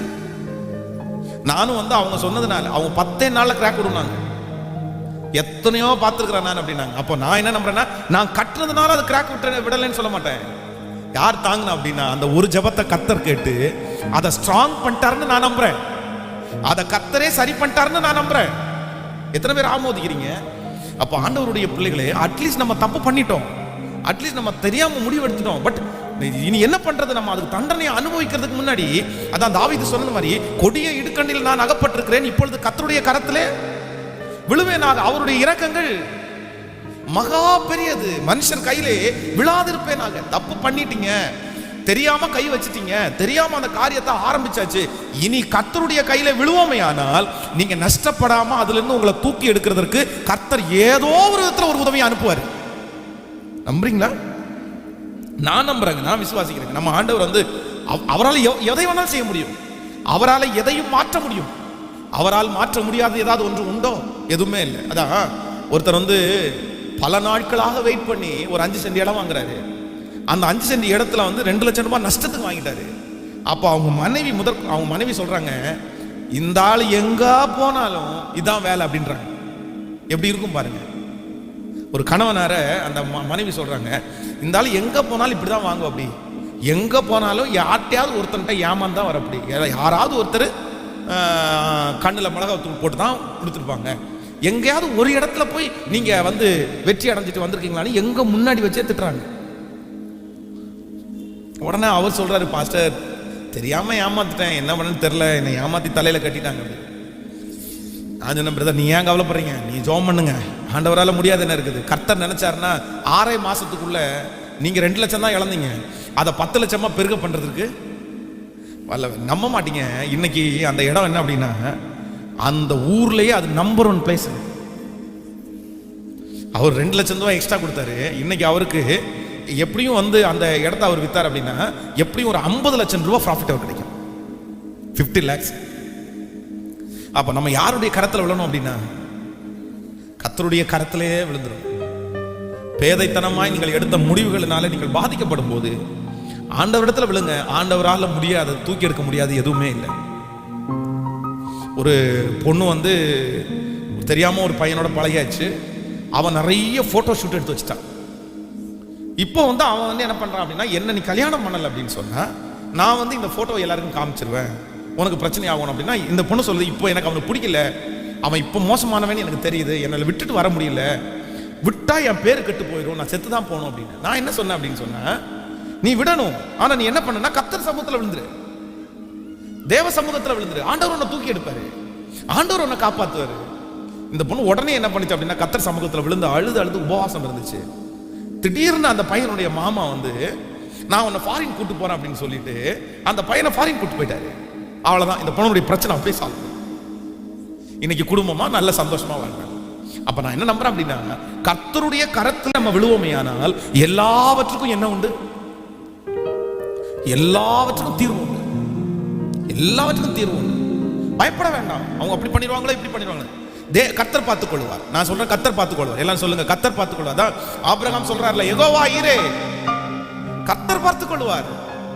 எங்க அப்பா ஆடுங்க, கர்த்தர் பார்த்துக் கொள்வார். கர்த்தர் பார்த்து கொண்டாரா இல்லையா? அந்த மலை மேல அந்த முள் செடியில முள் காடுக்குள்ள யாருங்க ஆடை கொண்டு விட்டாங்க? யாராவது ஆடை கொண்டு அங்க வந்து விடுவாங்களா? அப்ப நான் என்ன நம்புறேன் அப்படின்னா, ஆபிரகாமுக்காக கர்த்தர் அங்கே ஆடை கர்த்தர் நியமித்து வைத்திருந்தார். அதனால நம்ம மிஸ்டேக்கே பண்ணிட்டா கூட நீங்க வந்து ஆண்டவர் சமூகத்தில் விழுந்துருங்க. அதை கர்த்தர் எப்படி மாத்துவார் அப்படின்னா, உங்க மேல பாதிப்பே இல்லாம உங்களை தூக்கி எடுக்கிறதற்கு கர்த்தர் வல்லவரா இருக்கிறார். நம்புறீங்களா? எத்தனை பேர் விசுவாசிக்கிறீங்க? கைகளை மேல உயர்த்தி இயேசுப்பட்ட சொல்லுங்க, ஆண்டவரே எங்களை தப்பு வைக்கிறதற்கு வல்லவர் வல்லவர் வல்லவர் வல்லவர் வல்லவர். சொல்லுங்க, நீ நல்லவர் ஆண்டவர், நீ இதை செய்ய வல்லவர். நான் உனக்கு போதித்து நடக்கும் பாதையை நாள்தோறும் காட்டுவேன், பயப்படாதே. நான் உனக்கு போதித்து நடக்கும் பாதையை நாள்தோறும் காட்டுவேன், பயப்படாதே. இயேசுவுக்கு சித்தினா இன்றோடு முடிந்தது மகனே, இயேசுவுக்கு சித்தினா இன்றோடு முடிந்தது மகளே. ரகபோ தொடங்கி விட்டது, இது முதல் ரகபோ தொடங்கி விட்டது. நான் உனக்கு போதித்து, இது எனக்கு போதித்து நடக்கும் பாதை நாள்தோறும் காட்டுவேன், பயப்படாதே. ஹல்லேலூயா. கைகளை உயர்த்தி ஒரு ஹல்லேலூயா சொல்லுங்க. இந்த செய்தி உங்களுக்கு புரிந்திருக்கும்னு நினைக்கிறேன். பேதைகளோ நெடுக போய் தண்டிக்கப்படுகிறாங்க. யார் பேதை? நம்பர் 1, எல்லா வார்த்தையும் நம்புறவங்க பேதை. நம்பர் 2, தன்னுடைய வாழ்க்கையிலே நிலைவரமா இல்லாதவங்க பேதைகள். நம்பர் 3, மூணாவது ஒரு காரியத்தை நம்ம தியானிச்சு நம்ம ஜெபிச்சு முடிக்க போறோம். வாசிக்கலாம். நீதிமொழிகள் 7ஆம் அதிகாரத்தை எடுத்துக்கொள்ளுங்கள். 7ஆம் அதிகாரம் 7வது வசனத்திலிருந்து நம்ம வாசிக்க போறோம். நீதிமொழிகள் 7வது அதிகாரம் 7வது வசனத்திலிருந்து வாசிக்கலாமா? 6வது வசனத்திலிருந்து கூட வாசிக்கலாம். நான் என் வீட்டின் ஜன்னல் அருகே நின்று பலகணி வழியாய் பார்த்தபோது பேதைகளாகிய வாலிபர்களுக்குள்ளே ஒரு புத்தியின வாலிபனை கண்டு அவனை கவனித்தேன். அவன் மாலை மயங்கும் அஸ்தமான நேரத்திலும் இரவில் இருண்ட அந்தகாரத்திலையும் அவள் இருக்கும் சந்துக்கு அடுத்த தெருவில் சென்று அவள் வீட்டை வழியாய் நடந்து போனான். அப்பொழுது இதோ வேசியின் ஆடை ஆபரணம் தரித்த தந்திரமுள்ள ஒரு ஸ்திரீ அவனுக்கு எதிர்பட்டாள். அவள் வாயாடியும் அடங்காதவளும், அவள் கால்கள் வீட்டிலே தரித்திருக்கிறதில்லை. சில வேளை வெளியிருப்பாள், சில வேளை வீதியில் இருப்பாள். சந்துகள் தோறும் அவள் அவனை பிடித்து முத்தம் செய்து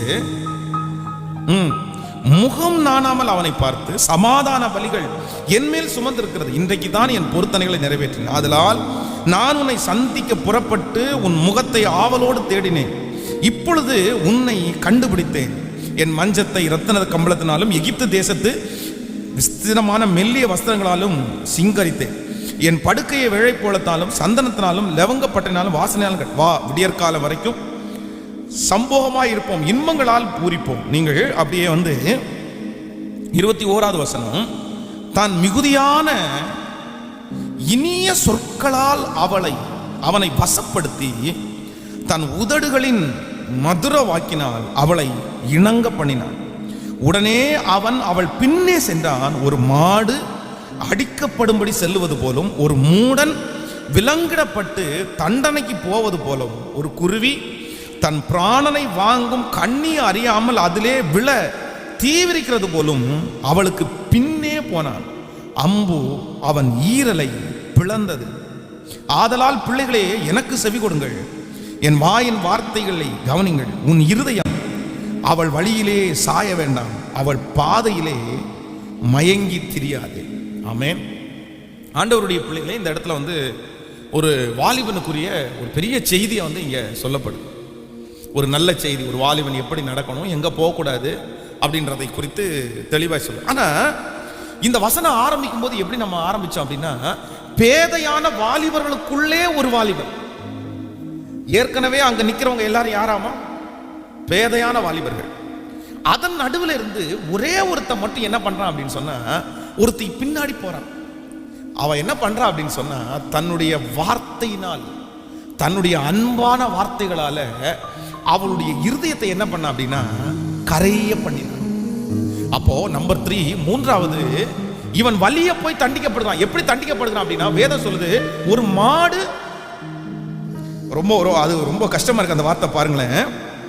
உடனே 22வது வசனம், அவள் பின்னே சென்றான். ஒரு மாடு அடிக்கப்படும்படி செல்லுவது போலும், ஒரு மூடன் விலங்கிடப்பட்டு தண்டனைக்கு போவது போலும், ஒரு குருவி தன் பிராணனை வாங்கும் கண்ணியை அறியாமல் அதிலே விழ தீவிரிக்கிறது போலும் அவளுக்கு பின்னே போனான். அம்பு அவன் ஈரலை பிளந்தது.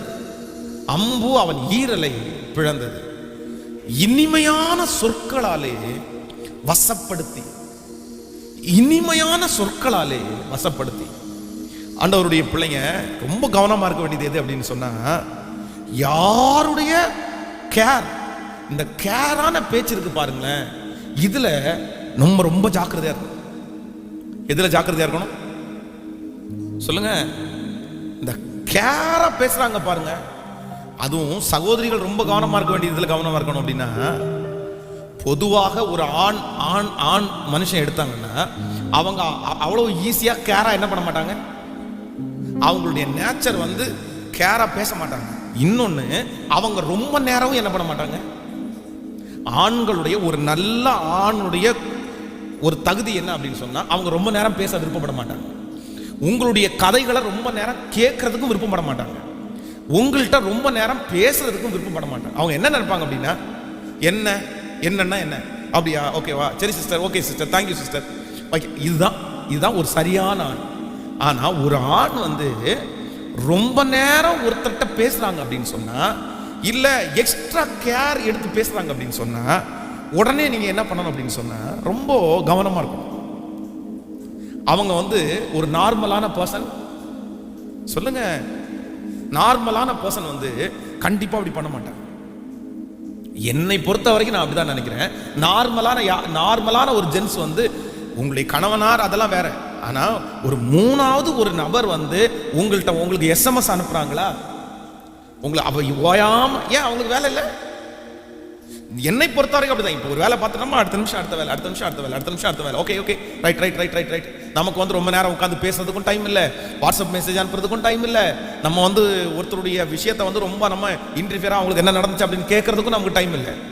இல்லை அவங்களுக்கு ரொம்ப கேர் எடுத்து அப்படி இப்படி அப்படின்னு பேசி அப்படி பண்றதுக்கும் டைம் இல்லை. ஒரு சரியான ஒரு ஜென்ஸ் கண்டிப்பா இப்படிதான் பேசுவாங்க. உங்க கேர் எடுத்து பேசுறது, நல்லா இருக்கீங்களா, உடம்பு பார்த்துக்குங்க, நான் ஜெபம் பண்ணிக்கிறேன், இந்த மாதிரி இதெல்லாம் நீங்க சாப்பிட்டுருங்க, ஓகே, அவ்வளவுதான். ஆனா ரொம்ப கேர் எடுக்கிறாங்க அப்படின்னு சொன்னா, அவங்களுடைய அணுகுமுறையில் அது சரியான அணுகுமுறையா இல்லை, அதில் ஏதோ ஒரு டேஞ்சர் இருக்குது. ஆமோதிக்கிறீங்களா? எத்தனை பேர் ஆமோதிக்கிறீங்க? அதே போலதான் பெண்களும் பெண்கள் அதிகமாய் நம்மிடத்துல அதை அக்கறை எடுத்து நம்மளை இருதயத்தை கவர் பண்ற மாதிரி ரொம்ப அப்படியே புகழ்த்தி அப்படி பேசுறாங்க அப்படின்னு சொன்னா, இல்ல அவங்கள்ட்ட நம்ம எப்படி இருக்கணும் அப்படின்னு சொன்னா ஜாக்கிரதையா இருக்கணும். பேதைத்தனத்தினுடைய மூன்றாவது அடையாளம் என்ன அப்படின்னா, வேதம் நமக்கு ரொம்ப தெளிவாய் சொல்லுகிறது, யாராவது நம்மளை ரொம்ப கேர் எடுக்கும் போது அவர்களுக்கு அடிமை ஆகிறது பேதைத்தனம். இல்ல இல்ல, அடிமை நம்ம யாருக்குமே என்ன பண்ணிடக்கூடாதுன்னா அடிமையாகவே கூடாது. அதுவும் ஸ்பெஷலா மனிதர்கள் நம்மளை எப்பொழுதும் என்ன பண்ணக்கூடாதுன்னா அடிமைப்படுத்திடவே கூடாது. அவங்களுடைய கட்டுக்குள்ள அவர்களுடைய கைக்குள்ள நீங்க ஒரு நாள் சிக்கிடக்கூடாது. இன்னைக்கு நிறைய பேர் அப்படிதான் இன்னொருத்தருடைய அந்த அந்த கட்டுக்குள்ள சிக்கி இருக்கிறதுனால தான் அவங்க சொல்ற பாதையில எல்லாம் இவங்க போறாங்க. இங்க போனா அங்க போவாங்க, இங்க போகாதன்னா அங்க போகாது, இதை பண்ணுனா அதை பண்ணு. ஏன்னா இவங்களுடைய குடுமி யார் கையில் இருக்குது? இவங்களுடைய வாழ்க்கை யார் கையில் இருக்குது? அவங்க கையில இருக்குது. அவங்க அதை ஆளுகை செய்யறாங்க. இவன் ஆண்டவருடைய பிள்ளைங்க ரொம்ப கவனமா இருக்கணும். நம்ம யாரும் நம்மளை கண்ட்ரோல் பண்ணி நடத்துற அளவுக்கு நம்ம என்ன பண்ணிடக்கூடாது. ஒரு மேனேஜருக்கு கீழ்ப்படியது தவறதில்லை, ஒரு வீட்டுக்காரருக்கு நம்ம கீழ்ப்படியணும். ஒரு கணவன் மனைவி கூடயே ஒருத்தருக்கு ஒருத்தர் தாழ்ந்து விட்டு இதெல்லாத்தையும் விட்டுருங்க. மூணாவது ஒரு நபர் நம்மளை என்ன பண்ணிடக்கூடாது அப்படின்னா ஆளுகையே செய்திடக்கூடாது. நம்புறீங்களா? அதான் ஒரு சகோதரி ரொம்ப அழகாக ஒரு சாட்சி சொன்னாங்க. அவருடைய கணவனார் தவறான ஒரு பாதையில் போய் கொண்டிருக்கும் போது இவங்களை அவங்க அம்மா, அவங்க அப்பா, அவங்க அண்ணன் தம்பி, அவங்க சர்ச்சு போற பாஸ்டர் எல்லாருமே என்ன சொல்றாங்க அப்படின்னா, நீ விட்டுட்டு போனேன்னா தான் அவனுக்கு புத்தி வரும், அவன் திரும்பி வருவான் அப்படின்னு அவங்கள்ட்ட சொல்லியிருக்காங்க. ஆனா இவங்க என்ன பண்ணிட்டாங்க அப்படின்னு சொன்னா, இல்ல நான் ஆண்டவரை மட்டும் நம்புறேன் அப்படின்னு சொல்லி கத்தரை நம்பும் போது ஆண்டவர் சொன்னாராமா, நீ தரித்திரு மகளே, நான் உனக்காக யுத்தம் பண்ணுவேன், நான் உனக்காக வழக்காடுவேன் கத்தர் சொல்லியிருக்கிறாரு. அவங்க அப்படியே தன்னுடைய எவ்வளவு கஷ்டம், அது ரொம்ப கொடுமையான வாழ்க்கை, ஆனா கடிச்சு பிடிச்சி தன்னுடைய பிள்ளைகளுக்காக இருந்துட்டாங்க. இப்ப அவங்க சொல்றாங்க, ஒருவேளை எங்க அம்மாவும் எங்க அண்ணனும் எங்க சொந்தக்காரங்களும் சொல்லி இந்த வார்த்தையை நான் கேட்டிருந்தேன் அப்படின்னு சொன்னா இன்னைக்கு அவருக்கு எடுத்த கையா போயிருக்கும், திரும்பி என் வீட்டுக்காரர் எனக்கு கிடைச்சிருக்கவே மாட்டாரு. பட் இன்னைக்கு ரட்சிக்கப்பட்டு அவர் என்கிட்ட வந்துட்டாரு. அப்போ ரொம்ப கவனமா இருக்கணும். யாருடைய கைக்குள்ளையும் நம்ம என்ன பண்ணிடக்கூடாதுன்னா போயிடவே கூடாது. அதான் எப்பவுமே உலகத்தான் ஒரு விஷயத்துல கவனமா இருப்பான். நீங்க கவனிச்சீங்க அப்படின்னா நம்முடைய புடி அவங்க கையில இருக்கிறது மாதிரியே இருக்கும் பாருங்க. இதுக்கு எப்படி சொல்றது, நான் இந்த அக்ரிமெண்ட் எல்லாம் எதுக்கு போடுறாங்க? இப்போ ஒரு வீடுக்கு நம்ம வாடகை போறோம் அப்படின்னு சொன்னா எத்தனை மந்த் வாடகை போடுறாங்க? 11 மாதம். இந்த 11 மாசத்துக்கு அக்ரிமெண்ட் போடுறதுக்கு என்ன காரணம்? ஒரு 3 வருஷம் ஒரு 5 வருஷம் நமக்கு அந்த வீடை தர்றாருன்னு வைங்களேன். 11 மாசத்துக்கு ஏன் 5 வருஷத்துக்கு எழுதி கொடுத்துட வேண்டியதானே? 3 வருஷத்துக்கு எழுதி கொடுத்துட வேண்டியது ஏன் 11 மாதம் போடுறாங்க அப்படின்னு சொன்னா, 11 மாதத்துக்குள்ள நீ ஏதாவது குறுமால் வேலை பண்ணிட்டேன்னா ஒன்ன நான் அந்த இடத்த விட்டு என்ன பண்ணணும்? துரத்தணும். சோ அந்த அக்ரிமெண்ட் இல்ல அப்படின்னா ஏன் பிடி உன் கையில இருக்கும். ஆனா அக்ரிமெண்ட் போட்டா உன் பிடி ஏன் கையில. இதை விட்டுருங்க. இப்போ ஒரு வீட்டுக்கு நம்ம வாடகைக்காக போறோம். அந்த வீட்டுல ஏன் அட்வான்ஸ் வாங்குறாங்க? எதுக்கு அட்வான்ஸ் வாங்குறாங்க? 10 மாதத்துல இருக்கிறத அட்வான்ஸ் கேட்கறாங்க. எதுக்கு கேட்கறாங்க? எதுக்காகவுமே இல்ல. ஒருவேளை 4 மாசம் நீ வாடகை கொடுக்காம வீட்டை பூட்டி வச்சுட்டு நீ எங்கேயாவது போயிட்டு அப்புறம் ஜாமான் சட்டி எல்லாம் தூக்கிட்டு போயிட்டா அப்படின்னா எனக்கு எத்தனை மாசம் வாடகை போயிடும்? 4 மாசம் வாடகை போயிடும். நீ எதையாவது ஒண்ணு உடச்ச போட்டுட்டு நீ பாட்டுக்கு போயிட்ட அப்படின்னு சொன்னா யாரு தான் அதை செலவு பண்ணணும்? அதனால நீ ஏதாவது உடைச்சேன்னு சொன்னா நான் அந்த பணத்தை கழிக்கணும். நீ வாடகை கட்டல அப்படின்னா நான் அந்த பணத்தை உங்ககிட்ட. அப்போ இப்ப யாருடைய இப்படி யார் கையில? நம்ம அதான். அப்போ இதெல்லாம் ஒரு நார்மல் நம்ம வாழ்க்கை அப்படி வாழ்ந்துட்டு இருக்கிறோம். ஆனா நான் நம்புறேன் எல்லாரும் எதற்காக ஜெபிக்கணும் அப்படின்னா, ஆண்டவரே நான் எப்படி வாழணும்னா ரிலாக்ஸா இந்த உலகத்துல யாருடைய கையும் என் தலை மேல இருக்கக்கூடாது, கர்த்தருடைய கை மட்டும்தான் என் தலை மேல இருக்கும். அப்படிப்பட்ட ஒரு வாழ்க்கையை கர்த்தர் நமக்கு கிருபையாய் தரணும். நம்புறீங்களா? நான் நம்புறேன். இந்த ஜெபத்துல இருக்கிற யார் இந்த சத்தத்தை கேட்டாலும் நீங்க ஆசைப்படுங்க, ஆண்டவர் அப்படிப்பட்ட ஒரு ஆசீர்வாதத்தை கர்த்தர் உங்களுக்கு தர வல்லவரா இருக்கிறார். நம்ம யாருடைய பிடி நம்ம கையிலே வேண்டாம், ஆனா நம்ம பிடி யாருடைய கையில என்ன பண்ணிடக்கூடாது. அவங்க அதை வச்சு மிரட்டக்கூடாது, அதை வச்சு நம்மளை கஷ்டப்படுத்தக்கூடாது, அந்த காரியத்தை வச்சு நம்முடைய இருதயத்தை நோக்கடிச்சிடக்கூடாது. நம்ம அந்த விதத்துல எப்படி கர்த்தர் நம்மளை வைக்கணும் அப்படின்னா ரொம்ப ஃப்ரீயா. ஹல்லேலூயா. அப்போ இன்னைக்கு ஒரு முடிவு எடுப்போம். ஆண்டவரே கேரா பேசுற வார்த்தைகளை நான் எனக்குரியதா என்ன பண்ண மாட்டேன் அப்படின்னா, அதுல பொதுவாகவே உலகத்துல இருக்கிற எல்லாருக்குமே அது ரொம்ப பிடிக்கும். யாராவது ஒருத்தர் நம்மளை பார்த்து கேரா பேச மாட்டாங்களா? கேர் எடுத்துக்க மாட்டோம். டாக்டர்ஸை பொறுத்த அளவில் டாக்டர்ஸ் ட்ரீட்மெண்ட் சரியாக கொடுக்குறாங்களோ இல்லையோ, உங்கள்கிட்ட வந்து உட்காந்து பேசி ஒன்றும் இல்லைம்மா சரியாயிருமா இப்படி அப்படின்னு சொல்லி கேர் எடுத்து பேசினாங்கன்னா நமக்கு அதுவே பெரிய மருந்து இல்லை? இன்னைக்கு நிறைய பேர் அதானே விரும்புகிறாங்க. என் மனைவி என்கிட்ட கேர் எடுக்கல, கணவன் எனக்கு கேர் எடுக்கல, ஒரு வார்த்தை கேட்டிருக்காரா, நான் சாப்பிட்டேன்னு ஒரு வார்த்தை கேட்டிருக்காரா, அவர் சாப்பிட்டியா அப்படி அவர் சாப்பிட்டியா நான் கேட்கணும்னு ஆசைப்படுறாரு. ஏன் நான் சாப்பிட மாட்டேனா? எனக்கு அப்படியெல்லாம் நிறைய பேர் எதிர்பார்க்குறாரு.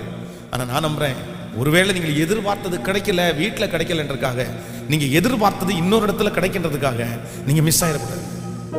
அது எப்போனாலும் நமக்கு என்னன்னா ஒரு ஆபத்து தான் வந்துடும். விசுவாசிக்கிறீங்களா? அதுவும் இன்னைக்கு பொறுத்த அளவில் எல்லாமே ரெக்கார்டு. இன்னைக்கு சொல்லுங்க, எல்லாமே ரெக்கார்டு. நீங்க யாருக்கு போன் பேசினாலும் நான் சொல்றேன், கொஞ்சம் கவனமா இருங்க.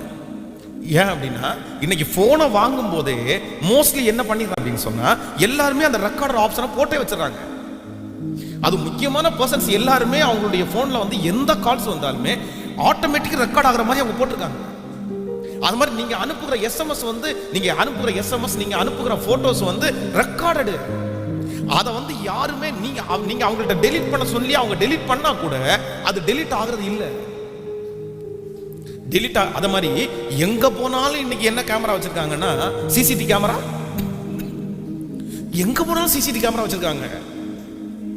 ஆண்டவர் நம்மளை பார்க்கிறார் அப்படின்ற காலம் இன்னைக்கு மாறி போய் சிசிடிவி கேமரா நம்ம பார்க்குது அப்படின்ற மாதிரி ஆகி போச்சு. நம்ம ஆட்கள் கர்த்தருக்கு பயப்படுறாங்களோ இல்லையோ, யாருக்கு பயப்படுறாங்க? கேட்கல, கேமராவுக்கு பயப்படுற மாதிரி ஆகி போச்சு. இதான் ஆண்டவர் அப்பவே சொன்னார், நீ கர்த்தருக்கு பயப்படும், ஆண்டவர் உன்னை பார்க்கிறார் அப்படின்ற பயம் ஃபர்ஸ்டே இருந்துச்சு அப்படின்னா சிசிடிவி கேமராவுக்கு பயப்பட வேண்டிய அவசியம் சொல்லுங்க இல்லவே இல்லை. நல்ல வேலை செய்யற இடமா இருந்தா கூட எல்லாமே ரெக்கார்டடு. ஒரு உயர்ந்த உன்னதமான ஒரு இடத்துல பெரிய வசதியில நல்ல வேலை பார்த்துட்டு இருக்காரு ஒரு பையன். அந்த வேலை பார்த்துட்டு இருக்கிற பையன் வந்து கூட வேலை செய்யும் போது அவன் மேனேஜர் ஒரு சின்ன தப்பு பண்றாரு. ஏன் அவர் இப்படி பண்றாரு அப்படின்னு பேசினாதான் பசங்க அவர் முன்னாடியே வச்சு ரெக்கார்ட் எடுக்கிறாங்க. ரெக்கார்ட் எடுத்து அந்த மேனேஜர்கிட்ட போய், நீ அவன் இவ்வளவு நம்புறீங்கல்ல, அவன் உங்களை குறித்து என்ன பேசியிருக்கான் அப்படின்னு பாருங்க. பார்த்து அடுத்த நிமிஷம் அவனை தூக்கி போட்டாங்க வேலை விட்டு. இன்னைக்கு ரொம்ப கஷ்டப்பட்டு இருக்காங்க. அதனால ரொம்ப ஜாக்கிரதையா இருக்கணும். இந்த உலகம் நம்மளை ரொம்ப கண்காணிக்குது. அதனால வாலிப தம்பிகளுக்கும் தங்கச்சிகளுக்கும் ரொம்ப ஆலோசனை சொல்றேன்.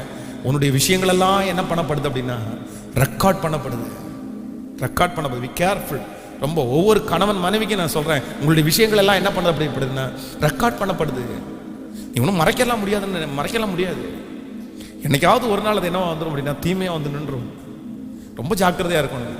இன்னைக்கு இருக்கிறவங்க வந்து ரொம்ப எதையுமே செய்ய துணிஞ்சவங்க. எனக்கு வந்து நம்ம சர்ச்சில் ஊரில் ஒரு தங்கச்சியினுடைய ஃபோட்டோ ஒரு உலகத்தில் இருக்கிற பையன் வந்து எனக்கு ஒரு 10 ஃபோட்டோ சென்ட் பண்ணியிருந்தான். 10 ஃபோட்டோவை எடுத்து ஒரு கொரியர் பண்ணி எனக்கு கொரியர் அனுப்புகிறான். என்ன தைரியம்! அதில் எழுதியிருக்கிறான், ஃபாதர் உங்கள் சர்ச்சுக்கு வரவங்க தானே, இவங்க சோ அண்ட் சோ, இவங்களை நான் வந்து விரும்புகிறேன், இவங்களை கல்யாணம் பண்ண விரும்புகிறேன், இவங்களை நான் தான் கல்யாணம் பண்ணுவேன். ஏன் அப்படின்னா இவங்க வந்து இத்தனை ஃபோட்டோஸ் என் கூட எடுத்திருக்காங்க, அந்த ஃபோட்டோஸுடைய காப்பியை வந்து உங்களுக்கு அனுப்பியிருக்கிறேன், நீங்கள் பார்த்துட்டு முடிவெடுத்து சொல்லுங்கள், நான் என்ன பண்ணணும்னு சொல்லுங்கன்னு எனக்கு லெட்டரோட சேர்த்து கொரியர் அனுப்பிட்டான். 10 ஃபோட்டோ உள்ள வச்சு. எப்படி இருக்கும் ஒரு உலகத்தில் இருக்க பையன்? அவன் யாருன்னே எனக்கு தெரியாது. அப்புறம் நான் அவனை கூட்டிகிட்டு போய் தனியாக ஒரு ஹோட்டலில் கூப்பிட்டு போய் உட்கார வச்சு அவன்கிட்ட பேசி, நீ இப்படியெல்லாம் பிரச்சனை பண்ணாதப்பா, அவங்க ஃபேமிலி வேறு, அவங்க வந்து ஆண்டவருக்குள்ள வித்தியாசமாக இருக்காங்க, நீ இப்படி இல்லை அப்படின்னு சொல்லி அவ்வளோ கவுன்சிலிங் கொடுத்ததுக்கப்புறம் அப்படியே அவன் பேசினான்.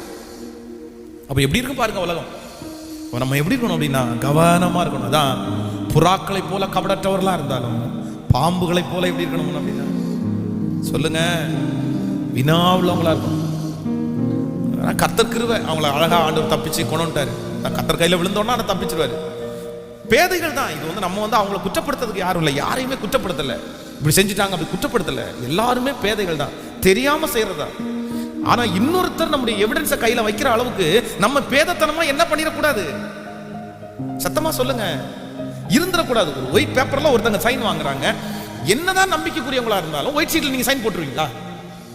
கேட்டா என்கிட்ட ஒண்ணுமே இல்ல, என்கிட்ட சொத்து இருக்குதா, கார் இருக்கா, பங்களா இருக்குதா, நான் சைன் போட்டு அவன் என்ன எடுக்க போறான் அப்படின்னு என்னமோ ஒரு சூழ்நிலை வந்து நாளைக்கு உங்க பேர்ல ஒரு கேஸே எழுதி இவன் தான் இது தப்பு பண்ணா நான் சைன் போடுறேன் அப்படின்னு சொன்னா நீங்க என்ன பண்ணுவீங்க?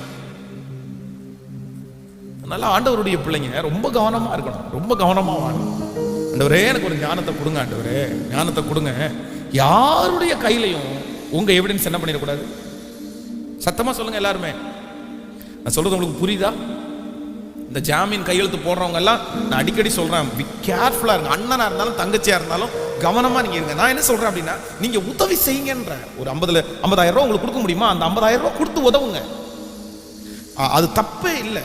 அவங்களுக்கு ஒரு உதவி செய்யறதுக்காக தான் கர்த்தர் நம்மளை வச்சிருக்காரு. ஆனா நீங்க அடுத்தவங்களுடைய பாரத்தை தூக்கி உங்க தலையில நீங்க என்ன பண்ணாதீங்க, வச்சுக்காதீங்க. உதவி செய்யுங்க. ஆனா அந்த ஜாமீன்ல கையெழுத்து போட்டு நாளைக்கு நீங்க தானே சிக்கிட்டு வந்து நின்றுருப்பீங்க. அவங்க அதை வச்சு எவ்வளவு மிஸ்யூஸ் பண்ணாலும் நீங்க தான் அதுக்கு காரணம். அதனால எல்லாரும் ஆண்டவரத்துல கேட்கலாம், ஆண்டவரை என்னை ஞானியாய் மாற்றும். எனக்குள்ள இருக்கிற பேதைத்தனங்களை ஆண்டவர் என்ன பண்ணுங்க அப்படின்னா எடுத்து போடுங்க ஆண்டவரே. ஆமென், ஹல்லேலூயா. என் பிள்ளைக்கு இருக்கிற பேதைத்தனத்தை என்ன பண்ணுங்க அப்படின்னா கிருபையாய் எடுத்து போடுங்க ஆண்டவரே. எத்தனை பேர் ஆமோதிக்கிறீங்க? ஹல்லேலூயா. அப்படியே கைகளை மேல உயர்த்தி சொல்லுவோம், நன்றி ஆண்டவரே, நன்றி நன்றி நன்றி நன்றி நன்றி நன்றி நன்றி நன்றி. எனக்கு சொல்லி தருகிறவர், எனக்கு கற்று தருகிறவர், துணையாளரே, சிறகின் நிழலில் தானே களிகூறுவேன். சொல்லுவோமா எல்லாரும்? துணையாளரே, சிறகின் நிழலில் தானே களிகூறுவே களிகூறுவே. என் தெய்வமே, என் இயேசுவே, உம்மையே நேசிக்கிறேன். என் தெய்வமே, இயேசுவே, உம்மையே நேசிக்கிறேன். ஆமென். இதுவரைக்கும் யார் பேதை அப்படின்னு நான் உங்களுக்கு சொன்னேன். ஒரு வசனத்தை சொல்லி உங்களுக்கு ஜெபிக்க போறேன். சரி, இந்த பேதையா இருக்கேன் பாஸ்டர், நான் வெளியே வர்றதுக்கு என்ன பண்ணணும்? என் பிள்ளை இந்த பேதத்தனத்தை விட்டு வெளியே வர்றதுக்கு என்ன பண்ணணும்? ஒரு வசனத்தை மட்டும் வாசிக்கலாம். சங்கீதம் 19ஆம் சங்கீதம் 7வது வசனத்தை வாசிக்க போறோம். 19ஆம் சங்கீதம் 7வது வசனம். கர்த்தருடைய வேதம் குறைவற்றதும் ஆத்துமாவை உயிர்ப்பிக்கிறதுமா இருக்கிறது. கர்த்தருடைய சாட்சி சத்தியமும் பேதையை ஞானியாக்குறதுமா இருக்கிறது. சொல்லுங்கள் எல்லாரும் சேர்ந்து, கர்த்தருடைய வேதம் குறைவற்றதும் ஆத்துமாவை உயிர்ப்பிக்கிறதுமா இருக்கிறது. கர்த்தருடைய சாட்சி சத்தியமும் பேதையை ஞானியாக்குறதுமா இருக்கிறது. 119ஆம் சங்கீதம் 130வது வசனம். 119ஆம் சங்கீதம் 130வது வசனம். உம்முடைய வசனத்தின் பிரசித்தம் வெளிச்சம் தந்து பேதைகளை உணர்வுள்ளவனாக்கும். ஹல்லேலூயா. கைகளை அசைத்து ஒரு ஹல்லேலூயா சொல்லுங்க. நீங்க ஞானவான்களா மாறணுமா? உங்களுக்குள்ளே இருக்கிற பேதைத்தனங்கள் மாறணுமா? நான் சொல்றேன், ஒன்னே ஒண்ணு, கர்த்தருடைய வேதத்தை அதிகமா தியானிக்க ஆரம்பிச்சு, படிக்க ஆரம்பிச்சு. இந்த பைபிளை படிக்கிற படிக்க படிக்க படிக்க படிக்க சகல ஞானமும் நமக்குள்ள என்ன பண்ணும் சொல்லுங்க? இந்த பைபிளை படிக்காம ஒரு மனுஷனுக்குள்ள ஞானம்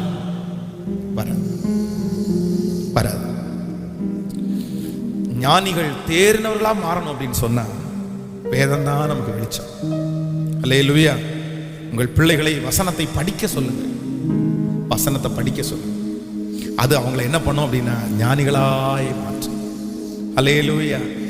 தேவ சமூகத்தை அப்படி எழும்பி எல்லாரும் தேவ சமூகத்தில் முன்பாய் கடந்து வந்து ஹல்லேலூயா இந்த பலிபீடத்தை தொட்டு ஆண்டவரிடத்துல எல்லாரும் கேட்க போறோம், ஆண்டவரே பேதைகளை ஞானியாக்குறவர் நீர்தான் ஆண்டவர். ஓடி முன்னாடி வாங்க பாங்க, நல்லா முன்னாடி வாங்க. எல்லாருமே பலிபீடத்துக்கு பக்கத்துல வாங்க. ஒரு சில ஜெப விண்ணப்பங்களுக்காக நம்ம ஜெபிக்க போறோம். கர்த்தர் நல்லவர், நம்மை ஞானியாக்குற கர்த்தர் நல்லவர், நம்மை உணர்வுள்ளவராக்குற கர்த்தர் அவர் மிகப்பெரிய நல்லவர். அவரால் ஆகாத காரியம் என்று ஒன்று உண்டோ? அவராலே முடியாதது என்று ஒன்று உண்டோ? எதுவுமே இல்லை. அதைத்தான் தேவ மனுஷன் சொல்றான், தேவரீர் நீர் சகலத்தையும் செய்ய வல்லவர், நீ செய்ய நினைத்தது ஒன்றும் தடைபடாது. ஆமென் சொல்லுவோம். கவனிங்க, என்ன கவனிங்க. வேதம் சொல்லுகிறது, பேதைகளோ நெடுக போய் தண்டிக்கப்படுகிறார்கள். பேதைகளோ நெடுக போய் தண்டிக்கப்படுகிறார்கள். தண்டிக்கப்பட்டதுக்கு அப்புறம் அதை குறித்து வருத்தப்பட்டு எந்த பிரயோஜனம் சொல்லுங்க? இல்ல. அவங்கவுங்க ஷார்ப்பா வாழ்ந்துறாங்க, அவங்கவுங்க ஷார்ப்பா இருக்கிறாங்க. தண்டிக்கப்படுறது யாரு? இந்த சாதாரணமான ஒரு 10-15 பசங்க இருப்பாங்க பாருங்க. இந்த பசங்க பாத்தீங்க அப்படின்னு சொன்னா அவனுக்கு எதிர்காலமே இருக்காது, அவனுக்கு ஃபியூச்சரே இருக்காது. அப்படி ஒருவேளை கல்யாணம் பண்ணான்னா கூட அந்த அந்த பிள்ளைகளையோ குடும்பத்தையோ பாக்குறது இல்லை. இவங்க ஆப்ரேட் பண்றதுக்கு யாரோ ஒருத்தர் இருப்பாங்க. யார் அப்படின்னா, ஒரே ஒரு பிரியாணி போட்டாலும் 500 ரூபாய். ஒரு நாள்ல ஒரு பிரியாணி போட்டாலும் 500 ரூபாய். இந்த கட்சி நடக்குது பாருங்க. இந்த கட்சி நடக்கும்போது அவ்வளவு கூட்டம் வர்றாங்க பாருங்க. இந்த கூட்டம்ல என்ன கூட்டம்னு நினைக்கிறீங்க நீங்க? சொல்லுங்க. என்ன அவங்க மேல பயங்கரமான பிரியம் வச்சு ஐயோ தலைவர்ன்ற கூட்டமா நினைக்கிறீங்க? அப்படியெல்லாம் கிடையாது. ஒரு பிரியாணியும் ஒரு சாராய பாட்டில், ஒரு பிரியாணியும் ஒரு சாராய பாட்டில் வாங்கி கொடுத்தா அவன் வண்டி அங்க பஸ் அங்க விட்டோம் அப்படின்னா அவன் ஏறி எங்க வந்து இறங்கிறான். இங்க வந்து ஒரு கொடியை பிடிச்சா ஐயோ தலைவர் வாழ்க, தலைவர் வாழ்க, தலைவர். அங்க அவங்க பிள்ளைங்களுக்கு சாப்பாடு இல்லாம கிடக்குது. அந்த பிள்ளைங்க வேலைக்கு போயிட்டு இருக்குது, மனைவி கவனிக்கிறது இல்ல, கணவனை கவனிக்கிறது இல்ல. அப்படி அந்த குடும்பம் சின்ன பின்னமாயிட்டு கிடக்குது. இவங்கள்ட்ட 500 ரூபாய் செலவு பண்ணிட்டு அவன் சம்பாதிக்கிறதுலயே 5000 ரூபாய் பிடிக்கிறான். இப்படி 1-2 இல்ல. இங்க பாத்தீங்க அப்படின்னா இந்த பசங்க எல்லாம் அவ்வளவு பலசாலியான பசங்க. ஆனா ஒரு டீமை கையில வச்சு கையில 500 ரூபாய் கொடுத்து ஒரு பிரியாணி பொட்டலை வாங்கி கொடுத்துட்டு இங்க போய் பண்ணிட்டு வா, அங்க போய் பண்ணிட்டு வா, அதை போய் பண்ணிட்டு வா, இங்க சண்டை இழுத்துட்டு வா, அங்க சண்டை இழுத்துட்டு வா. சரி, இப்போ உனக்கு எதிர்காலமே இல்லை. அவன்கிட்ட கேட்டா இது போதும்ன்றான் பாருங்க. எனக்கு போதும், 30 நாள் ஜெயில இருந்துட்டு 15 நாள் நான் வீட்டில் இருக்கிறது போதும் அப்படின்றான். அப்போ இதெல்லாம் யாரு தெரியுமா? என்னதான் இருந்தாலும் ஒரு அம்மாவுடைய வயிற்றுல பிறந்த பிள்ளைங்க தானே. நமக்கு அந்த பிள்ளைகளை குறித்து கவலை இருக்கோ இல்லையோ, அந்த அம்மாவுக்கு அந்த பிள்ளைகளை குறித்து கவலை இருக்குமா இருக்காது? நம்ம பிள்ளைங்க யாராவது ஒருத்தர் அந்த மாதிரி தெருவில் சுத்திட்டு இருந்தா நமக்கு என்ன எவ்வளவு வருத்தம், எவ்வளவு வேதனையா இருக்கும், எப்படி நமக்கு இருக்கும். நம்ம பிள்ளைங்களும் நிறைய பேர் அப்படி இருக்காங்க. எப்படி எவ்வளவு பெரிய கஷ்டம் அது. அப்ப நான் என்ன நம்புறேன் அப்படின்னு சொன்னேன், ஆண்டவரே எங்க குடும்பத்துல இனி பேதைகளாய் போய் நெடுக போய் என்ன பண்ணிடக்கூடாது, தண்டிக்கப்பட்டவே கூடாது. எல்லா விஷயத்திலையும் அப்படிதான். நம்ம பண விஷயத்துல கூட நெடுக போய் நம்ம என்ன பண்ணக்கூடாது. அதான் நான் திரும்ப திரும்ப உங்கள்கிட்ட கேட்டேன், நீங்க சாப்பிடுங்க, நீங்க சாப்பிட்டு கடனாளி ஆயிட்டீங்கன்னா கூட வருத்தம் இல்லை. நீங்க நல்ல துணி உடுத்தி கடனாளி ஆயிட்டீங்கன்னா கூட வருத்தம் இல்லை. நீங்க சந்தோஷமா இருந்து கடனாளி ஆயிட்டீங்கன்னா வருத்தம் இல்லை. இன்னொருத்தன் சாப்பிட்டு இன்னொருத்தன் சந்தோஷமா இருந்து நீங்க கடனாளியா இருந்தா அது எப்படி பொறுத்துக்கிறது சொல்லுங்க? எப்படி பொறுத்துக்கிறது? அது ரொம்ப வருத்தம், எனக்கு ரொம்ப வருத்தம். நம்ம சாப்பிட்டாண்டா, நம்ம நல்லா வாழ்ந்தோம், நம்ம பிரச்சனை நம்ம பார்த்துட்டோம் அப்படின்னா கூட பரவாயில்ல. இதுக்கு பேர் தான் என்னன்னா பேதை. வாலிபர்கள் எல்லாரையும் கர்த்தர் கையில எடுக்கணும். வாலிப தங்கச்சிங்கள் எல்லாம் கர்த்தர் கையில எடுக்கணும். நம்ம பிள்ளைங்க இப்படிப்பட்ட ஒரு சிக்கல்ல போய் மாட்டிடவே கூடாது. அவங்க பேதைகளா இருந்துடக்கூடாது, நாமும் பேதைகளா இருந்துடக்கூடாது. நம்ம எல்லாருக்கும் ஞானத்தில் ஐஸ்வர்யமான கர்த்தர், நல்ல ஞானத்தை கர்த்தர் நமக்கு தரணும். நம்முடைய பிள்ளைகளுக்கு அந்த புத்தியை கர்த்தர் கற்றுக் கொடுக்கணும். இவன் கூட சேரக்கூடாதுன்னு கற்றுக் கொடுக்கணும். இது பொல்லாத மனுஷன் ஆண்டவர் கற்றுக் கொடுக்கணும். இது டேஞ்சரான பர்சன் கர்த்தர் கற்றுக் கொடுக்கணும். ஆண்டவரே சொல்லி கொடுத்து ஒரு ஞானத்தை நம்முடைய பிள்ளைகளுக்கு கர்த்தர் தரணும், நமக்கு தரணும். யார் நம்முடைய பிள்ளைகளுக்காக வேண்டுதல் செய்வா? யார் நம்முடைய பிள்ளைகளுக்காக மன்றாடுவா? யார் வழக்காடுவா? கேட்டா என்னன்னா ஃப்ரெண்டு ஃப்ரெண்டு ஃப்ரெண்ட். என்னடா ஃப்ரெண்டு? அந்த ஃப்ரெண்டு உனக்கு என்னடா தந்தான்? அந்த ஃப்ரெண்டு உனக்கு என்னடா செஞ்சான் அப்படின்னு கேட்டா, அந்த ஃப்ரெண்டு இது வரைக்கும் இவனை வேலைக்கு போகாம தடுத்திருப்பான், இது வரைக்கும் படிக்க விடாம தடுத்திருப்பான். இவன் வாழ்க்கை ஒண்ணும் இல்லாம போறதுக்கு காரணமே யாருதான்? அந்த ஃப்ரெண்டு தாங்க காரணம். அந்த ஃப்ரெண்டால தான் இவன் ஒண்ணும் இல்லாம இன்னைக்கும் ரோட்டோட தெரிஞ்சிட்டு இருக்கான். அந்த ஃப்ரெண்ட் அவ்வளவு தூரம் கொண்டு விட்டு, ஆனா இன்னைக்கும் அம்மா அப்பாட்ட என்ன சண்டை போடுறான் தெரியுமா? எனக்கு யார் தான் வசதி சொல்லுங்க? அவன் போலீஸ் ஸ்டேஷனுக்கு போனோம், நான் ஒருத்த மாப்பிள்ள தனியா போறதுக்கு விருப்பம் இல்லை, நீ வா அப்படின்னு சொல்லிட்டு போலீஸ் ஸ்டேஷன் கூட்டு போறான். இவனும் பின்னாடி போறான் பாருங்களேன், மாப்பிள்ள நீ தனியா போன, நானும் கூட வரேன், என்னையும் சேர்த்து அந்த பிரச்சனையில் எழுது அப்படின்னு. என்ன பேதைத்தனம் இதுங்களெல்லாம் நீங்க என்ன சொல்றதுக்கு சொல்லுங்க? இப்படி பேதையா இருந்தா எப்படி இவங்களை மாத்துறது? அப்ப நம்ம என்ன, நம்ம பிள்ளைகள் அதுல என்ன பண்ணிடக்கூடாதுன்னா பாதிக்கப்பட்டுறவே கூடாது. இந்த செய்தியை கேட்கிற, அந்த சத்தத்தை கேட்கிற எந்த தகப்பன், எந்த தாய் தன்னுடைய பிள்ளைகளை குறித்து வருத்தப்படுறாங்களோ அவங்களுக்கு இப்பவே கர்த்தர் அந்த கிருபையை தரணும். அந்த பிள்ளை அதுல இருந்து கர்த்தர் தூக்கி எடுக்கணும், அந்த பிடியிலிருந்து கர்த்தர் மீட்டு எடுக்கணும், கர்த்தர் காப்பாற்றணும், அந்த கணவனாரை காப்பாற்றணும், அந்த மனைவியை கர்த்தர் காப்பாற்றணும், அந்த பிள்ளைய கர்த்தர் காப்பாற்றணும். சோத்திரம் சோத்திரம் சோத்திரம். ஜெபம் பண்ணுங்க, திறப்புல நில்லுங்க, நம்ம பிள்ளைகளுக்காக திறப்புல நில்லுங்க. இன்னைக்கு நம்முடைய பிள்ளைங்க நல்ல பிள்ளைங்க தான். ராஜா, என் பிள்ளைக்கு அந்த கிருபையை தாங்க ராஜா. என் பிள்ளை பேதையா இருக்கக்கூடாது, என் பிள்ளைக்கு அந்த ஞானத்தை கொடுங்க ஆண்டவரே. இன்னைக்கு என் பிள்ளை எது சொன்னாலும் கேட்குது, ஆனா என் பிள்ளைகள் போகிற வழியை ஸ்திரப்படுத்துங்கப்பா. அவன் பேதைய மாறி போய் நெடுக போய் தண்டிக்கப்பட்டக்கூடாது, பொல்லாத சிக்கல்ல போய் அவன் விழுந்துடக்கூடாது, அசுத்தத்துல போய் விழுந்துடக்கூடாது, எங்க கணவனார் விழுந்துடக்கூடாது, எங்க மனைவி விழுந்துடக்கூடாது. ஜெபம் பண்ணுங்க அப்பா. இப்போ உடைஞ்சு போய் எந்தெந்த பிரதர்ஸ் எந்த சிஸ்டர்ஸ் அப்படி இருக்காங்கன்னு எனக்கு தெரியல, ஆனா அவங்க விடுகிற கண்ணீரை பாருங்கப்பா. வெளியே சொல்ல கூட முடியல, என் கணவனார் இப்படி இருக்காருன்னு வெளியே சொல்ல முடியல, என் மனைவி இப்படி இருக்காங்கன்னு சொல்ல முடியல. அப்பா அப்பா, வாழ்க்கையை குறிச்ச ஒரு உணர்வை கொடுங்க ராஜா, குடும்பத்தை குறிச்ச ஒரு உணர்வை கொடுங்க ராஜா, பிள்ளைகளை குறிச்ச ஒரு உணர்வை கொடுங்க ராஜா, எதிர்காலத்தை குறிச்ச ஒரு உணர்வை கொடுங்கப்பா. ஹல்லேலூயா ஹல்லேலூயா. 1000 தலைமுறைக்கே இரக்கம் செய்பவரே, சேனைகளின் கர்த்தர் என்னும் நாமம் உடையவரே, யோசனையே பெரியவரே, செயல்களிலே வல்லவரே, 1000 தலைமுறைக்கே இரக்கம் செய்பவரே அப்பா, சேனைகளின் கர்த்தர் என்னும் நாமோ. சத்தமா சொல்லுங்க, யோசனையே யோசனையே பெரியவரே, செயல்களிலே. ஓ கர்த்தராகிய ஆண்டவரே, இதோ தேவரே, உம்மகாபலத்தினால் நீட்டப்பட்ட உமது புயத்தினால், உம்மகாபலத்தினாலோ நீட்டப்பட்ட உமது புயத்தினாலும் வானத்தையும் பூமியையும் உண்டாக்கி உம்மால் செய்யக்கூடாத அதிசயமான காரியம் ஒன்றுமில்லை. உம்மால் செய்யக்கூடாத அதிசயமான காரியம் ஒன்றுமில்லை. ஆமென். கண்களை திறந்து பாருங்க. நீங்க இப்பவே சின்ன பிள்ளைங்களை வச்சிருக்கிறவங்க, அவங்களுக்காக என்ன பண்ணணும் அப்படின்னா ஜெபம் பண்ணணும்.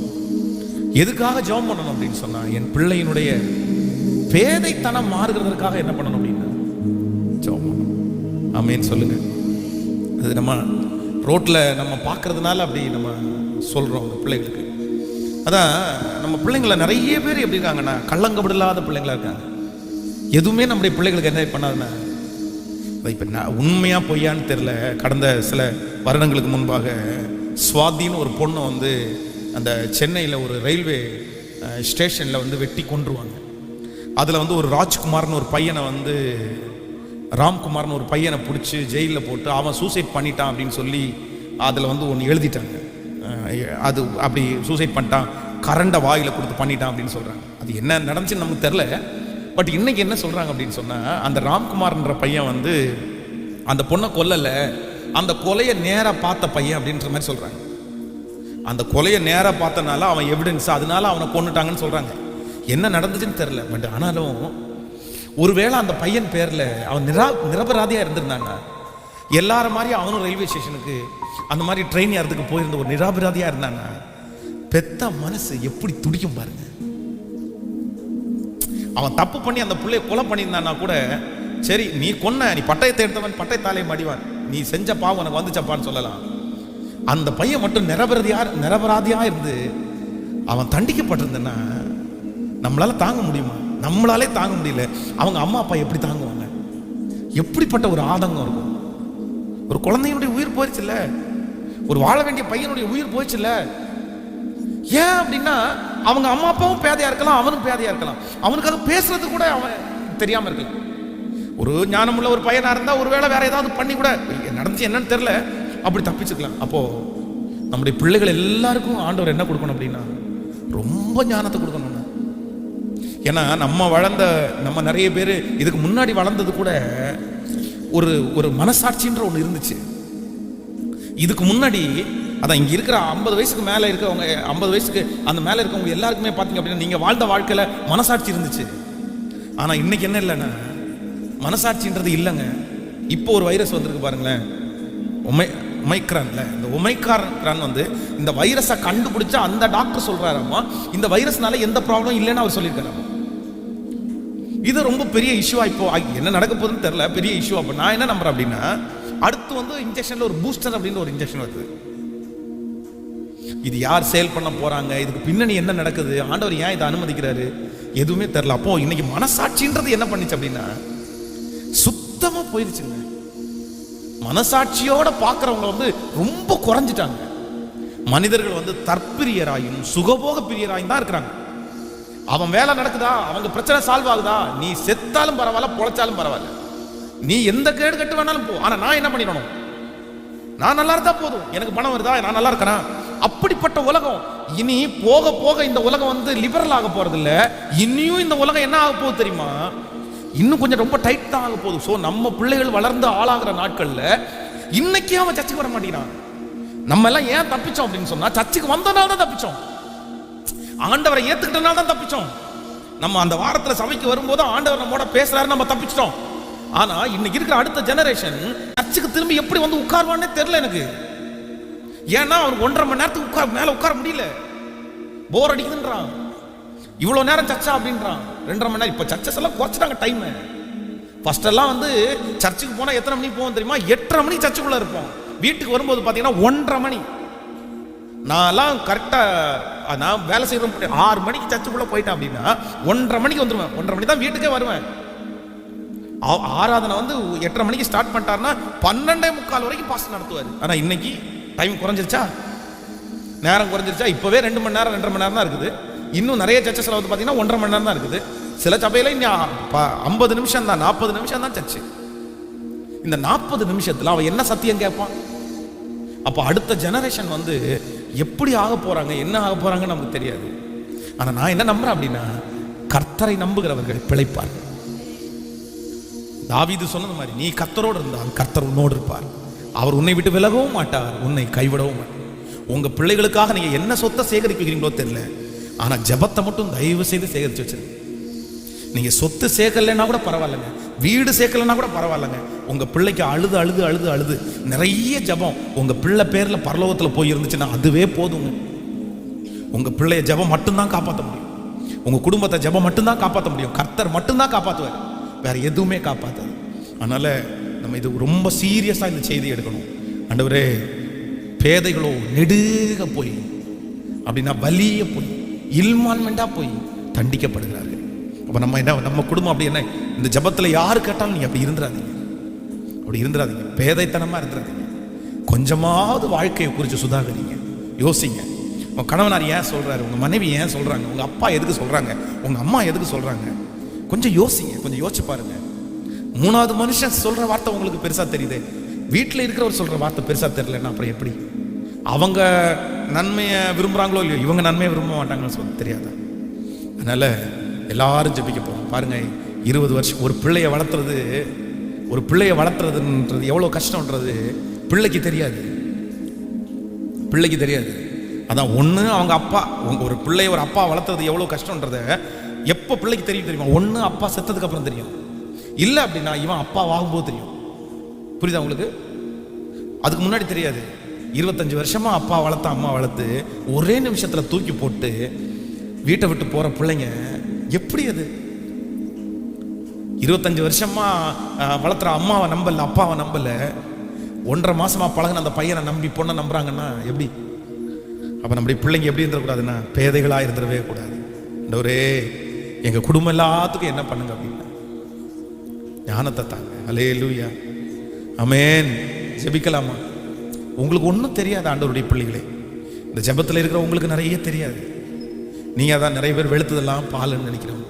ஜெபம் ஓகே ஓகே ஓகே, ஆனா மோசமான ஒரு உலகத்துல வாழ்றோம், கொடுமையான ஒரு உலகத்துல வாழ்றோம். நம்மளை தப்பு வைக்கிறது யாரு தான் அப்படின்னா கர்த்தரே தப்பு. ஹல்லேலூயா. கைகளை மேல உயர்த்தி, ஓ உம்மாலே தான் முடியும், உம்மாலே தான் முடியும், உம்மாலே தான் முடியும் ஆண்டவரே, உம்மாலே தான் முடியும் முடியும் முடியும் முடியும். எங்களை நடத்துகிறவர் நீர்தான் ஆண்டவரே, எங்களுக்கு கற்றுக் கொடுக்கிறவர் நீர்தான் ஆண்டவரே, எங்களுக்கு சொல்லி கொடுக்கிறவர் நீர்தான் ஆண்டவரே. சத்தமா சத்தமா ஆண்டவரே, எங்களுக்கு சொல்லி தருகிறவர் நீர்தான், நீர்தான் ஆண்டவரே, நீர்தான் ஆண்டவரே. எங்க வழி தடுமாறும் போது, எங்க பிள்ளைகளுடைய பாதைகள் தடுமாறும் போது அவர்களை பிடித்து சரியான வழியிலே நடத்துகிறவர் நீர்தான் ஆண்டவரே, நீர்தான் ஆண்டவரே, நீர்தான் ஆண்டவரே, நீர்தான் நீர்தான். உம்மால் அன்றி என்னால் ஒன்றும் செய்ய முடியாதப்பா. என் பலனும் அல்ல, என் பராக்கிரமும் அல்ல, உம்முடைய கரத்தினாலே எல்லாம் ஆகும். ஓ உம்மால் அன்றி என்னால் ஆகும் என்று சொல்ல ஒன்றும் இல்லை. கேளுங்களேன். உம்மாற்றி என்னால் ஆகும் என்று சொல்ல ஒன்றும் இல்லை.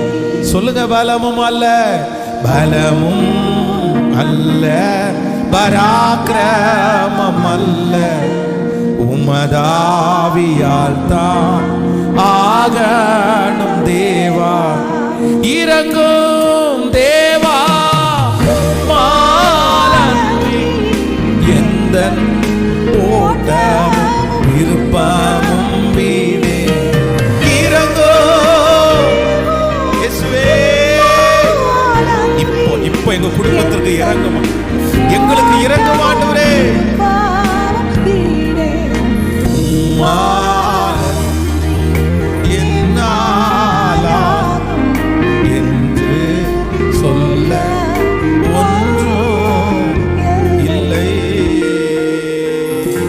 தகப்பனே,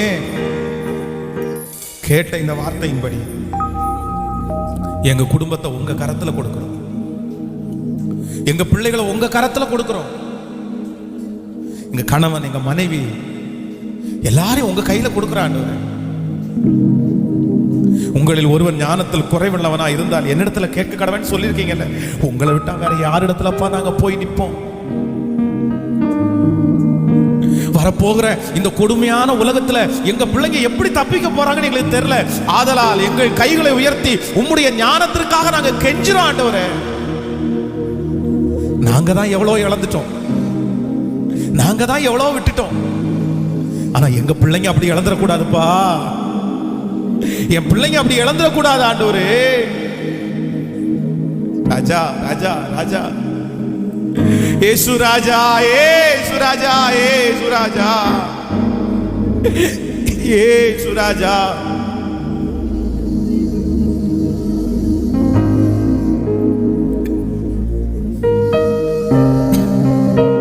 ஏசு ராஜா, ஏசு ராஜா. எத்தனையோ ஆண்டவருடைய பிள்ளைகள் ஜெபிக்கிறதுக்காக சொல்லியிருக்காங்க. அவங்க எல்லாரும் சொன்ன அந்த ஜெப குறிப்புகளை கேட்ட அற்புதத்தை கர்த்தர் செய்யுங்கப்பா. அவங்களுக்கு வர வேண்டிய அனைத்து ஆசீர்வாதங்களும் வந்து சேரட்டும் ஆண்டவரே. இந்த ஃபாஸ்டிங் பிரேயர்ல இருக்கிற ஒவ்வொரு பிள்ளைகளையும் ஆசீர்வதிங்க ஆண்டவரே.